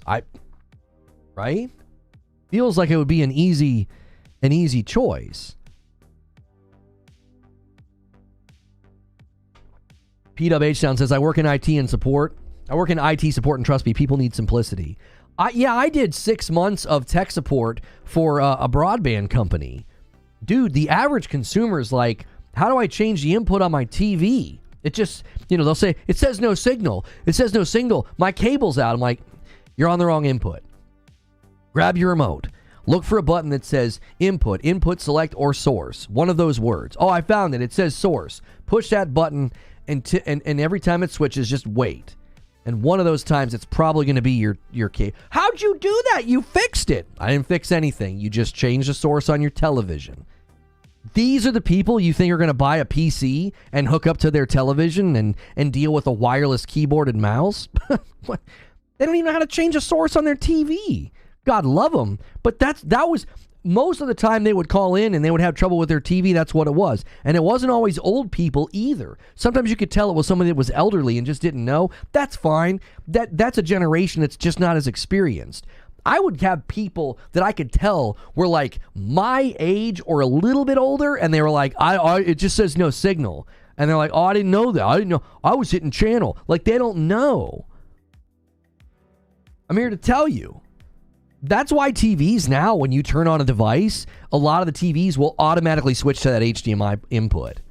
That's because that just simplifies it for the user. Those are tourists. They're not worthy of the master race. I really hope you're being I hope you're being facetious. Come on. I work in tech and I prefer console because I deal with it all day and I just prefer to turn it on. Right, evidence, I'm the same way. I'm the exact same way, dude. It's like, I'm in here. I've got a computer. I've got a backup computer on the floor. I've got a computer in my living room on the floor. And I could easily play games on that computer out there. And I just don't do it. It's like, I just don't want to fiddle with it. The last time I booted up, Steam was acting weird. And it wouldn't update and install games. And I was like, I'm not trying to figure this out. And I just turned it off. Microsoft needs to just launch Xbox as an OS with true settings sliders instead of just performance and quality, and let hardware partners handle the box. So Parasito, somebody said something like that about the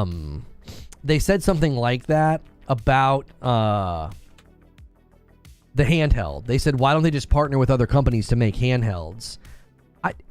I don't know. I could see that maybe being in the cards. I really do. Like, they could say, hey, this would really help shoulder the burden of some of this stuff that we just don't want to mess with. We don't want to do the R&D. We're not a hardware company at the end of the day. Now, the Surface team could work on a handheld. Maybe they could partner with these other companies to make the handhelds really good. I don't know.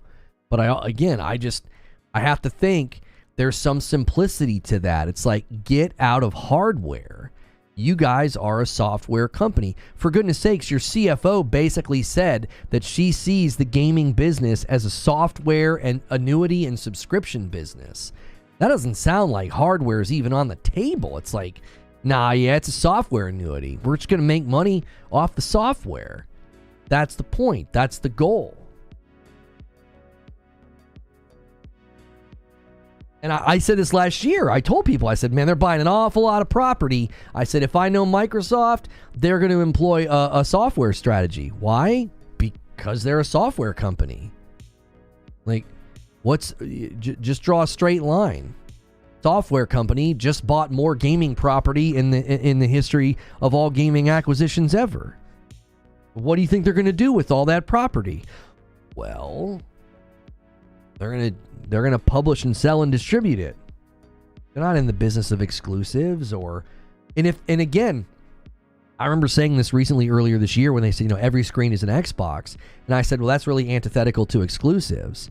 So if you get rid of the idea of like, well, every screen is an Xbox and, these people are now considered part of the Xbox community and you're not doing exclusives, it just kind of goes hand in hand. It's like, well, then what role would hardware serve? PC will never have the level of convenience. It kills the entire point of the PC. Yeah. No, I agree. And see, this is what I think is so great, is I think PC will be a thriving platform. It will. There's clear support for it. There's clear growth. Steam operates at such a low operating cost and they make so much money. That shows signs of endurance and durability going forward. But I also think the same about future PlayStation and future Nintendo consoles. Harris says, Xbox as an operating system is already just Windows 8.1 with some newer bells and whistles from 10. Just publish some benchmark targets that have to be hit to be Xbox 4K certified or something like that, and let companies like Asus figure out the rest. The question would be, do they want to do that? Would Asus want to do that? Are they going to get are they actually going to make money? AOZ says, consoles can't have too many varying specifications for the developers because then they can't optimize their games.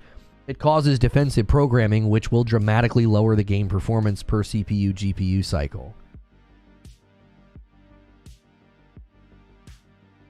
People are really exaggerating the complexity of PC. I'm not a tech guy whatsoever, and PC is my go-to. Here's the thing, though, David. They're exaggerating the complexity because it's exaggerated in the average consumer's mind. It is. Is PC fairly straightforward? Yep. Is it super duper complicated? Do you need a degree? No. But what does the average consumer see? They see gadgets and thingamajigs and who-what's-its and a bunch of cables and lights. And they're like, huh. You see what I'm saying? You're not wrong. People exaggerate the complexity of PC. Why? Because I think in the consumer's mind, it's this big complex thing and they don't want to mess with it. When something goes wrong at work, what do? They call that IT guy over. That nerdy guy comes over and fixes their computer. That's the average consumer. Yo, what's good, Jez? I think the average consumer, I think that's what they say. They're like, I'm not doing that. You know, all those cables. And the thing is you could sit them down and you could show them how simple it is, and they would probably say, that's great, I just want a console. Like, that's why I think Xbox's hardware, the thing that I would use the most would be either a handheld from the Surface team or a box that sideloads Steam. I would use either of those and be happy. I'd be like, this satisfies a need that I have. Right now, my Series X really isn't solving any of my needs because I have to wait for 60 FPS patches. Right? Is Xbox doomed again today? Jez, thank you for the 5 spot. Jez, in my upload today, I said the hardware looks bad, but software sales and revenue and MAU, that's all up. And when I look at that and I think like a shareholder, I think, what are we doing in hardware? Right? We're making buckets of cash over here. What do we need hardware for? Right? If you look at Xbox's gaming numbers, over here, bells are going off, green is showing up, you're like, yes, this is all up. And then you look at hardware and you're like, oh, I don't know. What are we doing here? Shareholders are naturally going to be like, there's a magnetism. They're going to be like, let's do this. CFO's like, how are you going to grow the gaming business? Well, we kind of see it as a software annuity and a subscription business. What role does hardware play at that point? I just don't know. It's almost like, to me, their hardware will be more of an extension of like what they do with tablets and PCs and Surface stuff. Like, I don't know if they're going to be like, we need a console. They seemingly, and this is where some of the headlines, I think, have not been very careful. I don't think Jez has done this, but there have been some outlets that are like using the word console in their headlines, and I'm like, Sarah Bond has not said console, and neither has Phil. They have said hardware. They're not saying console, they're saying hardware. And these headlines keep saying console, and I'm like, y'all need to be careful because the public's going to think, oh, they're making a console. And it's like, that's not what they said. It's a good and fair question, but there are millions of Xbox customers who are at least maintaining the current install base. That's not wrong, Jez. But the worry would be, if those hardware numbers are down this gen, what do they do with those people going forward, right? Like, eventually the hardware can't be supported. Like, at some point you have to say, yeah, we're not supporting 1 and 1X anymore. Fair? In 6 or 7 years, what do we do with all these Series S owners? What do we do with all these Series X owners? If we don't have a new hardware funnel to put them in, what do we do with these customers? Tanix, oh, that's a great name. Tanix at the Disco, thanks for jumping back in. It's just an engine of power growth elsewhere right now. They presume, fair or not, that they can't get new users on console. Right. So if that's the big question in my mind is, you're not wrong. There's all these people on Xbox still. They're faithful. I've got a Series X, right? I'm like, what are you going to do for me in the future? Do you care if I stay in your hardware? I don't feel like Xbox has signaled that they care if I stay in their hardware. That's the other thing I've kind of internalized as a consumer. It's like, you really don't care if I go somewhere else. You don't care if I go to PC, a Fire Stick, or it doesn't even really seem like you care if I go to PlayStation.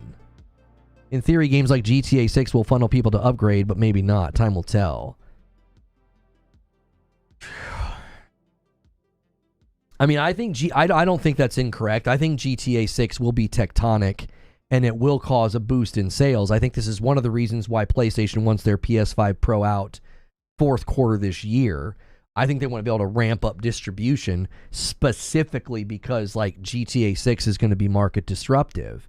So, again, I just got to wonder. Xbox hasn't signaled, high levels of distribution or care about their hardware. It seems like they've downplayed it. I believe I got this from you, Jez, that they constrained Series X production for cloud. Series X was being used for server blades, so that's led to more Series S's being in circulation. And it's like, well, what does that look like whenever you have GTA 6 comes out? Like, is Xbox going to ramp up production of their consoles? Are they anticipating a boon of sales? Are they doing that right now with Black Ops 6 coming? I just don't know. It does not seem like that's what they're signaling. It seems like they're signaling the opposite. So I'm like, I understand, should drop hardware as an upload or my current thumbnail, the truth. I had downfall on the thumbnail this morning, and I didn't like that. I thought that looked like doomsday. And I'm like, I'm not being doomsday. I think the truth about hardware is Xbox has got an awful lot of reasons to leave it behind. So you got to compel me why they would want to keep it. Not sure if that's still going. Cloud constricting stock. That's going to be such an irritating thing if they decide that cloud's not going to work or that cloud's too slow. I've continued to say, especially Western infrastructure is one of the biggest barriers for cloud, because you could make great cloud features and your cloud servers could be amazing. If my neighborhood's internet sucks, I'm going to think that your cloud sucks.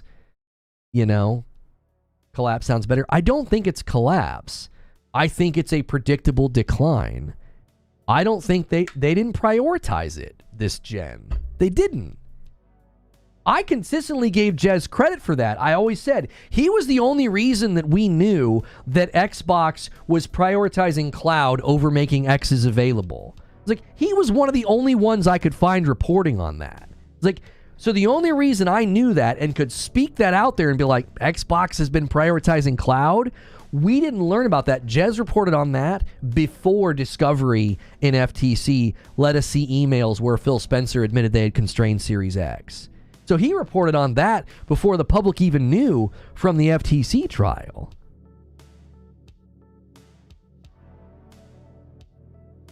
The man, the myth, the legend made his presence on RFG. You're moving on up. What's RF? What is that? What's RFG?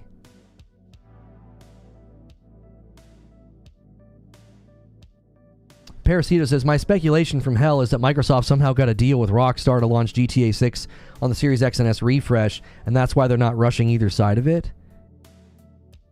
I don't think anybody's reported on the GTA marketing thing except for that one Twitter account that's been known to say things that just are made up.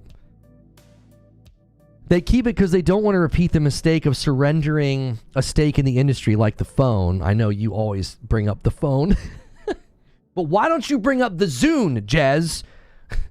Still, tens of millions of active users. I think they'll maintain it. I hope you're right, because the rumors sound like hardware that I would use. I said it in my upload this morning. I'm like, I'm not saying they're going to do this. I'm just saying from a business perspective, it looks like it's time to drop hardware, and that's actually not what I want. Right? Oh, he's saying Reforge Gaming. Oh, you're saying Jez. I thought you were saying I made a presence on something. I was like, what are you talking about? Dune wasn't in the UK. I loved it. My wife had one. I had one. I figured out how to change the wallpapers on it. Oh, it was great. Battery life was spectacular. I figured out how to put movies on it. It was awesome. I loved my Zune. I still have mine, and my wife still has hers. We don't use them. They're pretty much DOA, right? You can't do any... Well, not DOA. They're just dead. Like, you can't use them for anything now. The batteries don't last, and I don't even think you can... You might be able to treat them as an external hard drive and put songs on them still, but I've not even tried. I don't think there'll be an Xbox Series X or S refresh as Jez, but I do think they will make a handheld, and they'll do something fresh and new, like Steam on the box. Maybe drop the Xbox Live Gold paywall.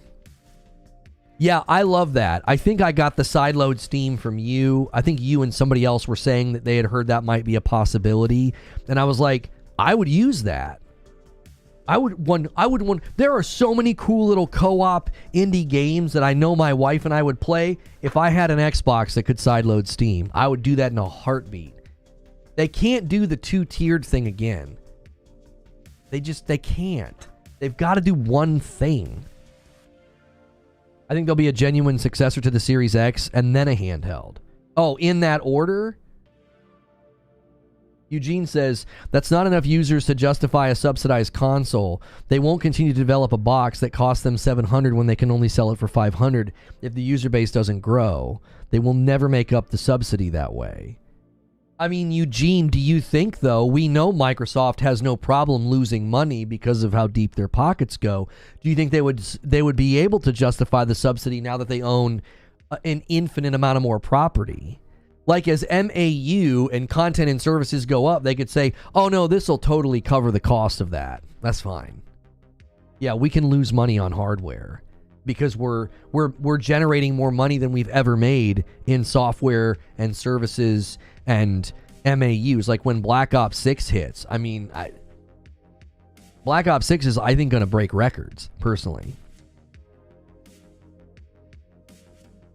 Can you give a brief breakdown of what each tier of membership gives? I'm going to do a member on Thursday.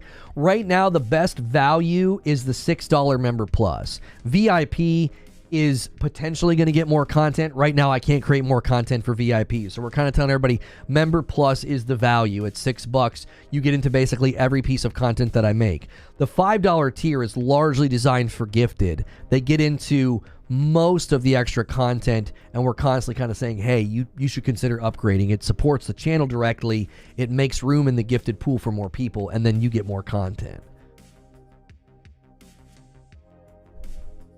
They dropped the paywall for free to play already. More and more games will go free to play. In theory, I agree, Lono, but statements from Satya and Amy seems like they're focusing on recouping money spent. Well, what Jez is saying could pair well. Excuse me. What Jez is saying could pair well with what Parasito is saying.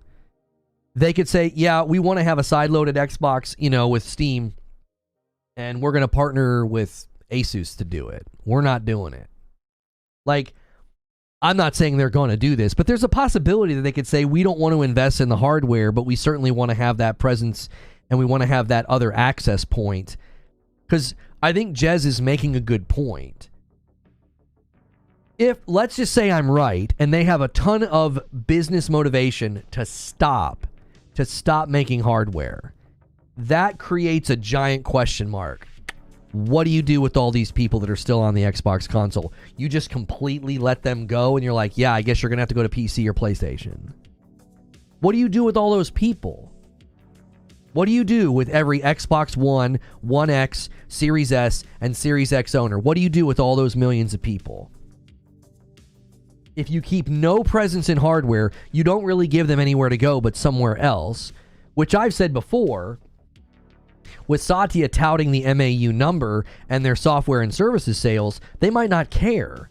They're like, well, yeah, you're going to go over to PlayStation, but you're still going to buy Call of Duty, and we're still going to get money from you.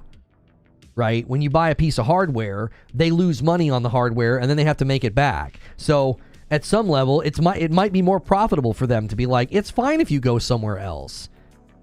We have so much property, who cares? But what Jez is saying, I think, is fair. They've got too many users, too many client and publisher partners to be like, yeah, we're not going to have a footprint in hardware anymore. Don't they have partnerships with hardware companies to just be like, yep, no more hardware? They've got it. They would have to do something, whether it's a handheld or whether it's a box that you sideload Steam.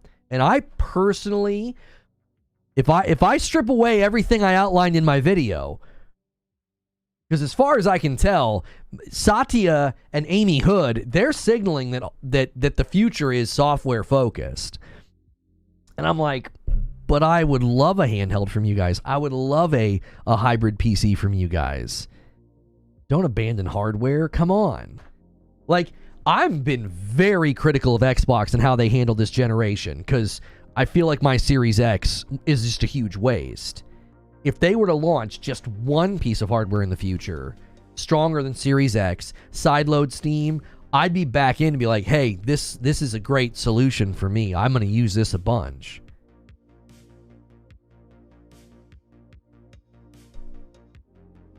Jez is saying hardware is greenlit. Who'd he say that in response to? He said that in response to Jay Shep? Him who?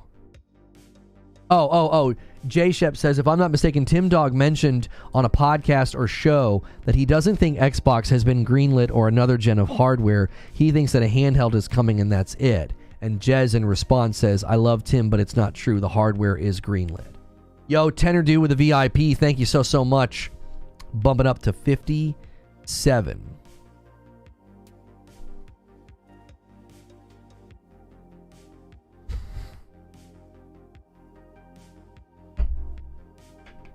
No, that's the real, that's the real Jazz. Industry has always been software. I mean, yes and no. Come on. Switch saturation. Yeah, I don't think they're not driving with like a strong like bunch of software. They're like, no, gaming on the go, and so a lot of the games don't even run well. Like that one Pokemon game. Danaheim with a $5 super chat says, the Steam Deck was a surprising gateway into PC gaming. A lot of thought put into simplifying the UX. It sets a high bar for the next company. I think the Surface team from Microsoft does good work. I do. I think that does good work. 73% of all industry spend right now is microtransactions per analyst. Wasn't it Thor? Wasn't it Pirate Software that said like one item of a microtransaction by itself outsold like every copy of a game or something? Wasn't that something that he said? He pointed to some, I don't know, he pointed to something where it was like the companies are just going to absolutely continue to respond to that.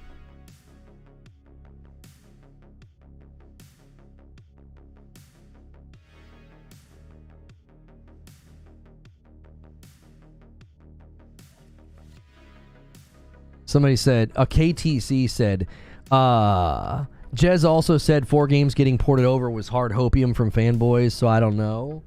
Because his sources didn't know it was happening.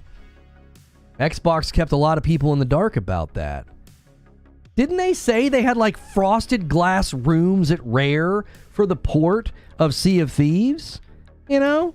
Obviously, Jez is out here doing, linguistic flourishes and calling it hopium because he was like, that's not happening. Why? Because his sources were like, that's not happening because they didn't know. Xbox kept everybody in the dark about that. His sources and many other Xbox people said, my sources are telling me this is bogus. This isn't happening. And then all of a sudden, the floodgates opened and everyone's like, oh yeah, this is totally happening. Huge shift. They kept everybody in the dark. You got frosted glass rooms at Rare, porting Sea of Thieves over. Taylor Made with 27 months and a VIP says, big love. Thank you so much.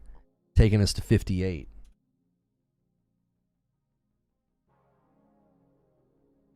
World of Warcraft Sparkle Horse sold more than StarCraft 2 expansion. Eef.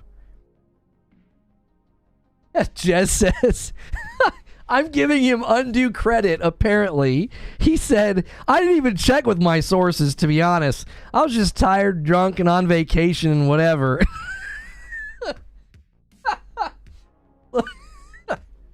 Listen, Jez. You can't drink and tweet, okay? All right? It's like drinking and driving. You're going to hurt yourself. I didn't even check with my sources. I just called it hopium and put my phone away.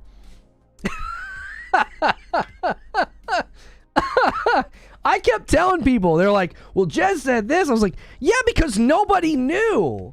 I was like, I don't agree with him on everything, but how is he supposed to know? Every single person who had a contact at Xbox was like, this is not happening. And then all of a sudden everybody's like, my contacts are saying this is happening. It was very, I'll tell you, the most impressive thing about that was that they kept it a secret as long as they did. That company was helping Rare for over a year to bring Sea of Thieves to PlayStation, and nobody knew. Nobody had heard anything. It took a year, and then the rumors started, and then the leaks started. That was the most impressive thing about that entire exercise, was that somehow for an entire year, nobody had heard that was happening. I don't take Twitter serious. My serious stuff shows up on Windows Central as an article. I mean, I try not to take Twitter serious either. It's hard not to, because people are nasty.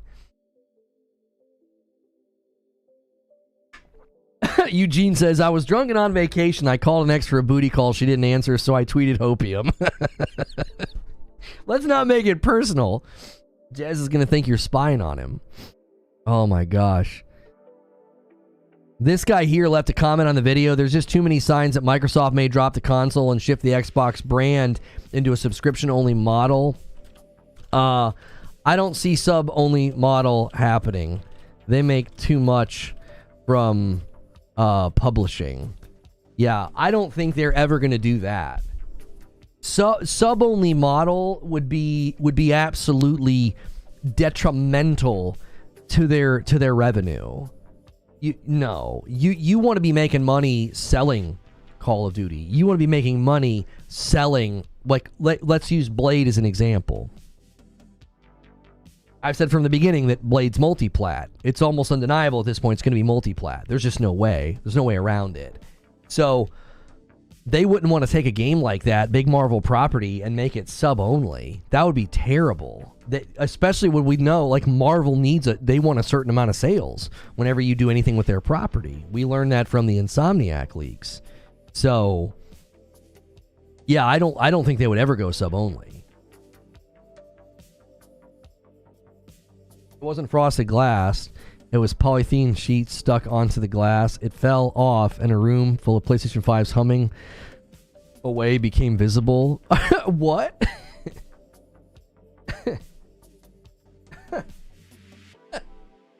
That didn't happen, did it? Crazy how there was a guy here a couple of months ago with a goofy-looking suit jacket saying that the only way forward was a handheld.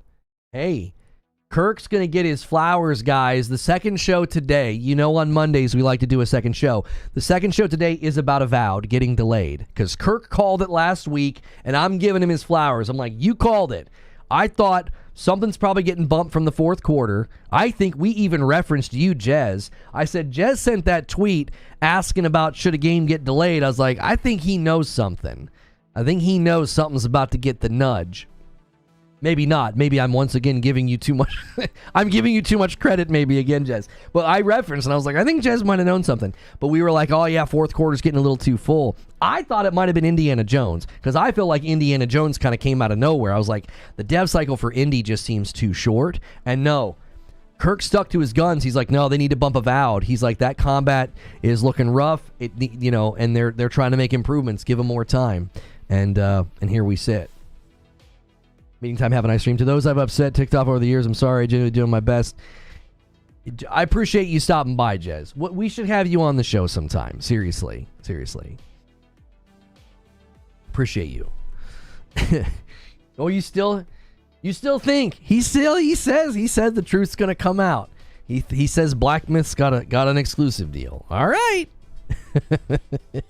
Listen, if it doesn't, and it comes out that it doesn't, then we'll just have you on and you can just say you're sorry. All right. We got about 10 minutes. We got about 10 minutes, and we're going to shift gears to the Avowed delay. He's going to shill the delay. Well, we don't obviously just want to talk about the delay, right? We don't. We want to talk about how Xbox sort of framed the delay. It's interesting. It's like we want to let people's backlogs breathe. All right. What are you talking about? Are people struggling to finish Hellblade 2? Like what backlog are you talking about? So obviously, I don't think the backlog line sat well with people. They're like, what do you mean? Like, Stalker 2 has been delayed multiple times. What are you talking about? There is no backlog. So I want to talk about that. Like, do we believe that this was a timing thing? You know, is this a Game Pass thing? Yo, Jez, that's very kind. The man's gift and members. I appreciate that so much, dude. That takes us to 63. Guys, make sure and say thanks to Jez. And I mean that. We gotta have you on the show. I'm out here, been saying it for years. You know, I can be gruff, I can be rough, and I can get a little passionate. But I'm trying to be more like, hey, let's be friends, right? Detective Seeds. Detective Seeds drops a 10 bomb and says, all right, fine, let's do this, and takes us to 73. Very, very kind to both of you gentlemen. Thank you very much. I appreciate it. And a 5 bomb comes in from P-Dub H-Town. I owe you guys 5 members. You passed 75. That's an Agent of Chaos. Thank you so much for doing that. And Stone Spire is going to bump it to 79. Thank you so much, Stone Spire. Little member train started by none other than the man himself. And you guys know, I told him this privately, is, you know, I've stepped on his toes, he stepped on mine periodically. But I told him, I said, I take up for you a lot of the times. I feel like people, I've done the same thing for Paris Lily. I'm like, listen, I know people get upset with Paris, but I feel like people really give him they're too harsh. They're too harsh. I feel like a lot of the times his positions get very, very, and I know what it's like. I know what it's like to like say something and have it viewed or twisted or misrepresented. I think that happens a lot. Yo, Stone Spire bumps it to 80. Alapart bumps it to 81, and then a 5 spot from Javier Cotto takes us to 86. That's great to finally be able to say Javier Cotto once again. Appreciate you, Javier. The backlog reason is dumb. Imagine iPhone saying, let's delay the 16 because people bought the 15. Let's do it next year. And then a renewal from Dynamite Black a year. I remember when you needed a haircut. You've been with me a year. You remember when I needed a haircut? Hey, man, that was a long time ago.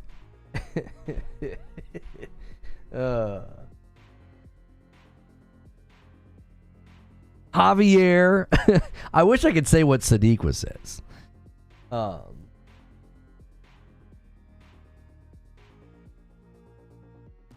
Listen, I'll have him on and we'll debate Black Myth.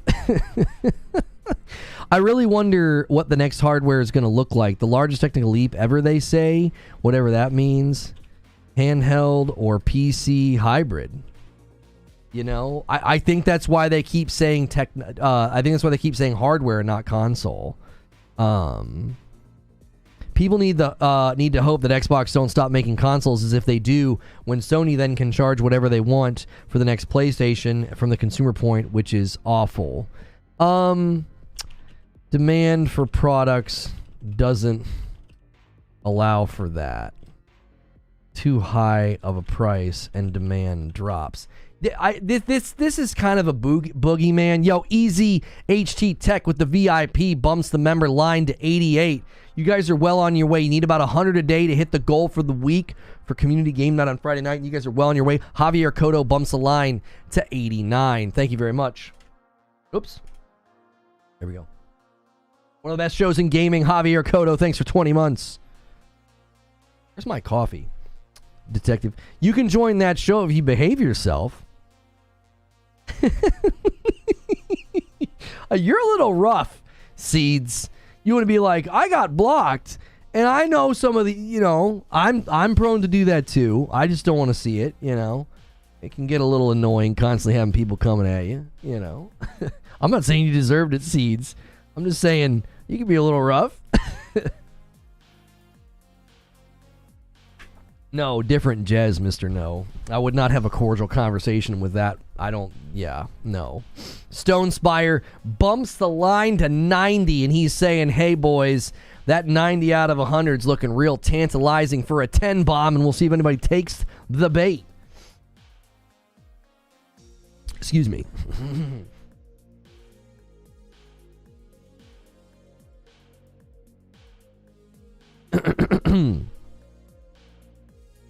Xbox isn't keeping Sony prices down.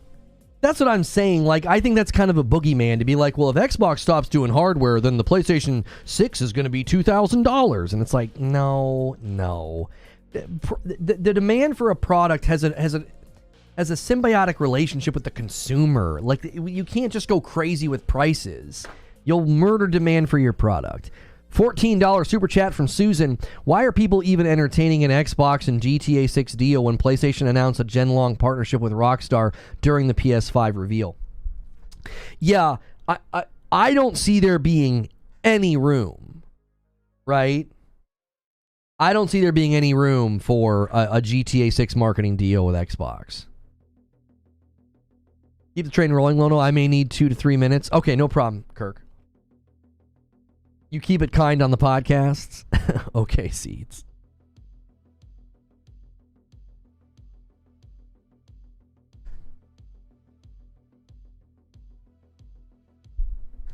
Hypothetically, who would replace Microsoft if and when they back out? Oh no, too many gifted members, right?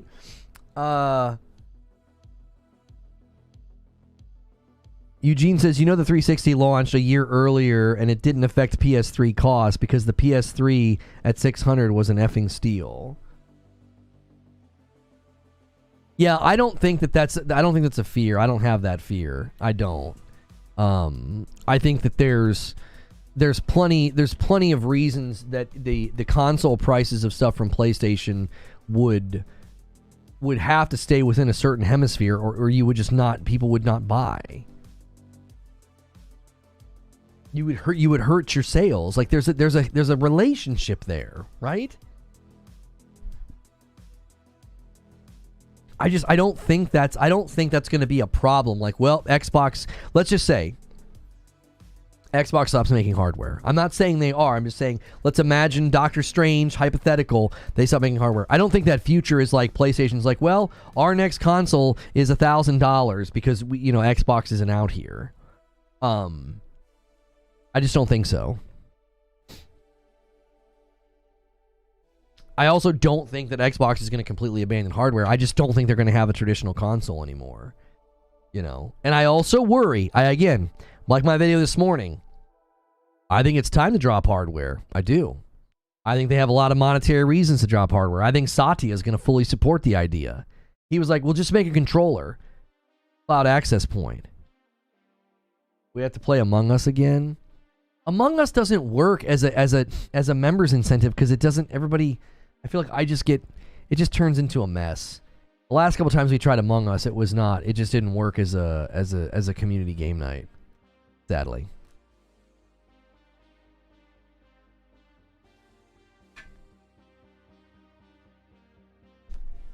Hypothetically, wait, what did Generic Eric say? They did the Pippin before, it didn't do well.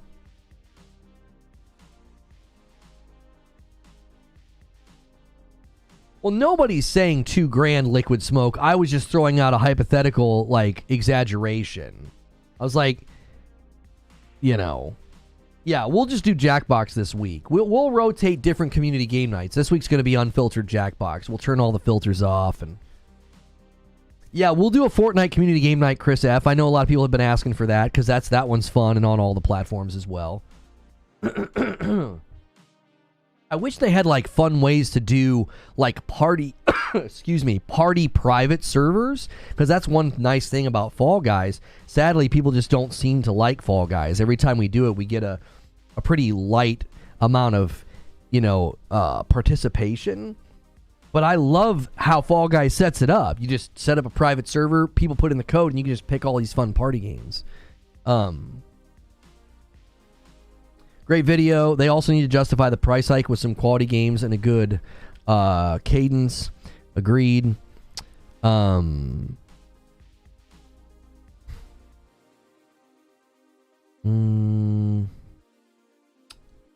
see. This guy. Oh, here's somebody disagrees. I'm sorry, I disagree. Isn't it if you drop hardware and people don't like the subscription model, they just download Steam, because that's what I'm considering doing.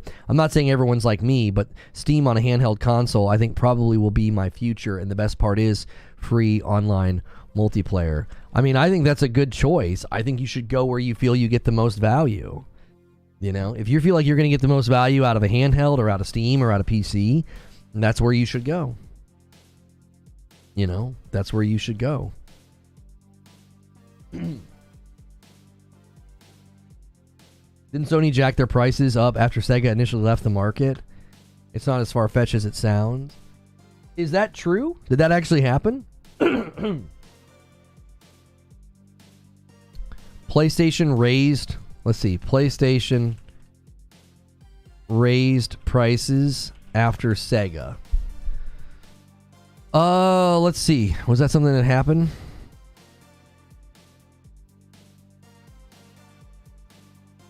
Can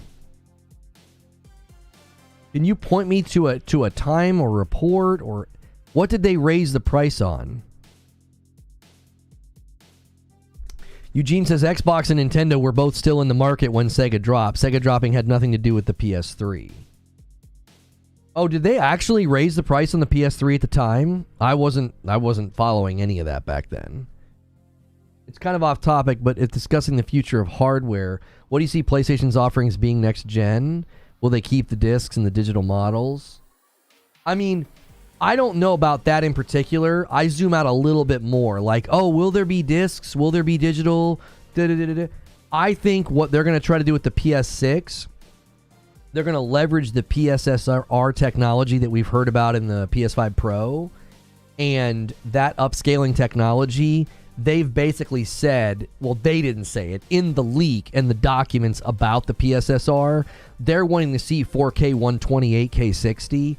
I believe that's the target for the PS6. What I've described it as is I think they're trying to build a bridge between the generations with that upscaling technology. So if we spend the next 4 or 5 years, developers are harnessing that upscaler, they're going to be very, very adept and ready to do the same thing when the PS6 comes out, because the PS6 is going to leverage the same upscaler. So what that does is it creates a bridge or like cartilage between the two gens. So it's not this sharp shift.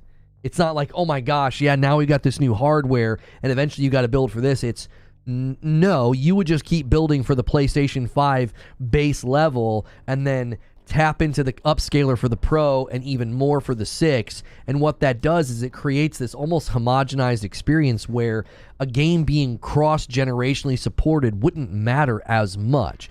There would still be a time in the future where the PS5 would stop having games developed for it, but it would make those early years, I think, more full of game launches.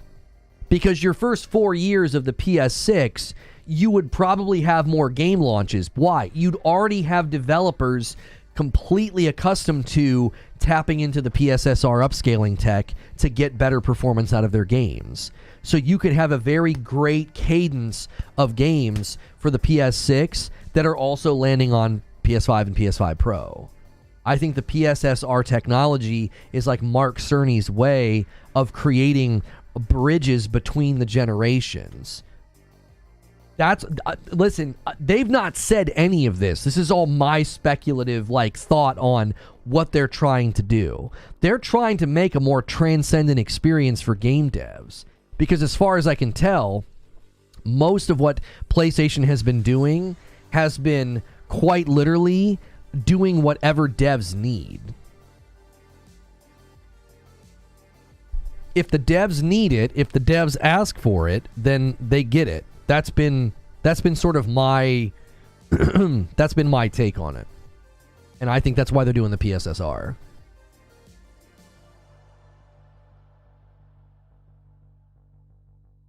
Let's see here. Pop that out. All right. All right. You there, Kirk? I am. You're just looking as handsome as ever.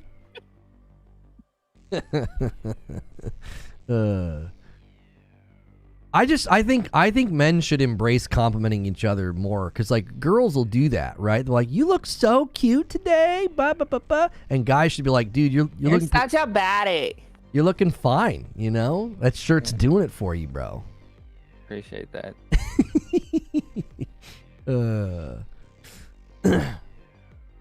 you want me to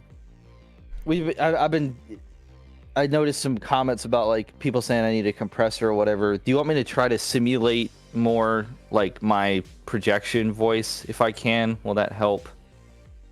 Like if I act like I'm like having an intense discussion with you. I turn the compressor on in OBS.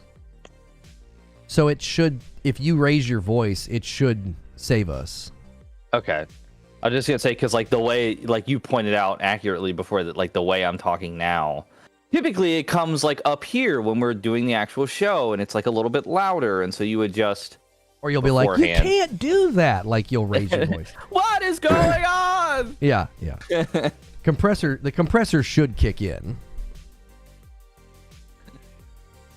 Oh, why does she look different in the cutscenes?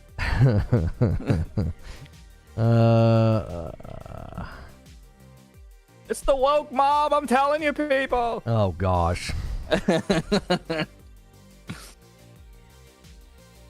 Jez is still in here, I hope he'll unblock me. I think I've heard he's quick to enact the block button, which is anybody's prerogative, but I think I tagged him in a couple of stuff. I think I got a little bit overzealous with the tagging when I was making the rounds for the first time on Twitter after my like rant about like how awful Xbox was. And I think I tagged him in a couple of things. It came from a place of like me being an Xbox like supporter, but I could see him being like, "Yeah, this is annoying. I'm gonna block this guy." Well, I'm not gonna speak for him. I'm gonna say what my experience has been. It's really, really hard to distinguish between good faith and bad faith and kind and unkind when if you've got 1,000 people throwing rocks at you and someone throws a Nerf football, you can't really tell the difference. You're just getting hit from a bunch of stuff. So it's like I'm never gonna, I'm never gonna justify another person's actions. I'll let them do that. But I can understand and try to be empathetic of like, I was pretty heavily attacked all last year, and I was quick to block. It was just like I just don't want to freaking see this, right? I can totally understand it too. I just hope he unblocks me, because like he's genuinely like the type of person that like I would see as emblematic of like what I want to accomplish, like being a journalist and a commentator, and he does good work. And I definitely don't have an ill bone in my body towards Jazz. I think he does great work, and when he's not doing great work, he's at least entertaining and creating conversations that are interesting and people want to participate in. So, well, that happened to me with Jeff Grubb. Like I was trying to lighten the mood when everyone was attacking him about the showcase, and he thought I was like he wanted an apology, and I was like, I was literally, and I totally failed. Like I totally failed to bring levity and lighten the mood. He thought I was attacking him, and it's because that's all his feed was. So I don't know. I'm trying to be understanding. We're all out here trying to do this internet thing, and it's so easy to misfire. And I do it in the live environment. I misfire on people all the time. Like, it's been a tough climate this year. Like I feel like covering games like Suicide Squad or Stellar Blade or some of the other ones that have come out this year, like it would have just been a completely different climate 2-3 years ago than it is now.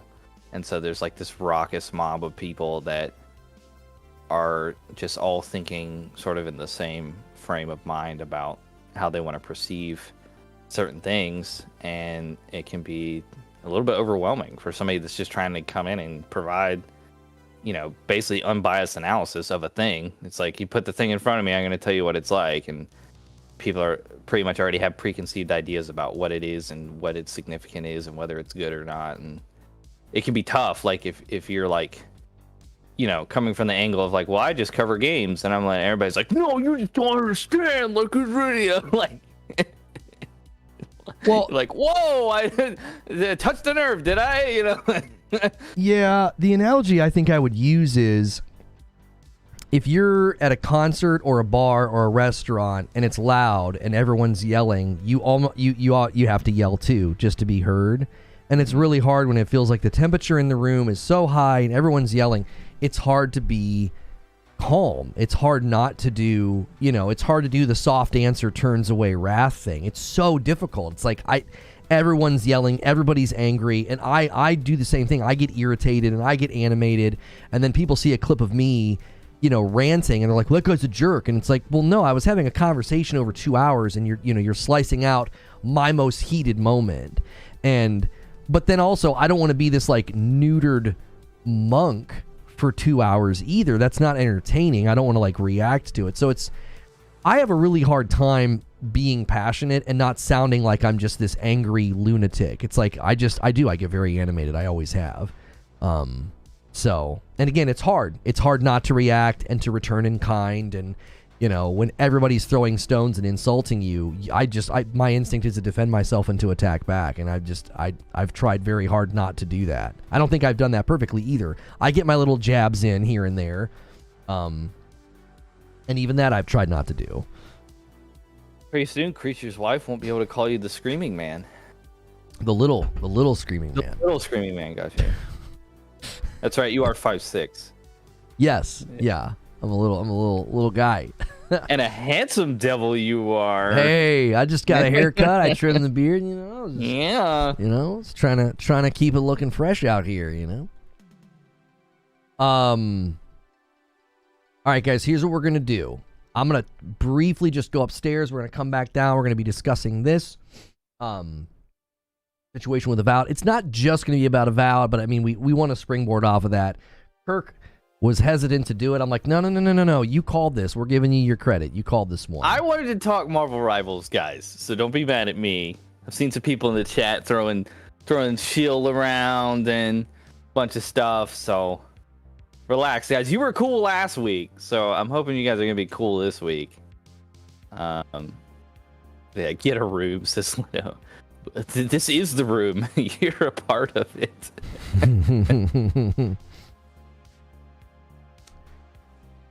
Kirk looks like he's been awake for 2 days. What? Why?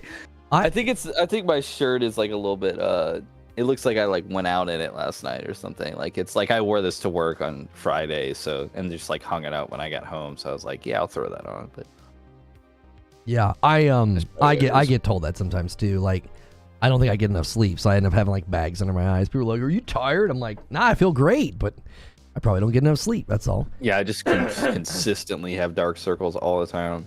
Yeah.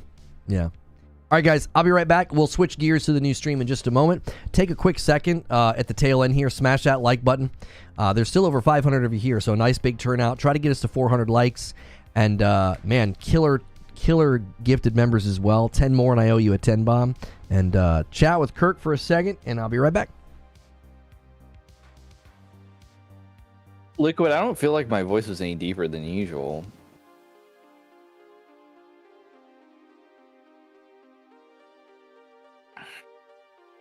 Kirk was raving hard, yeah.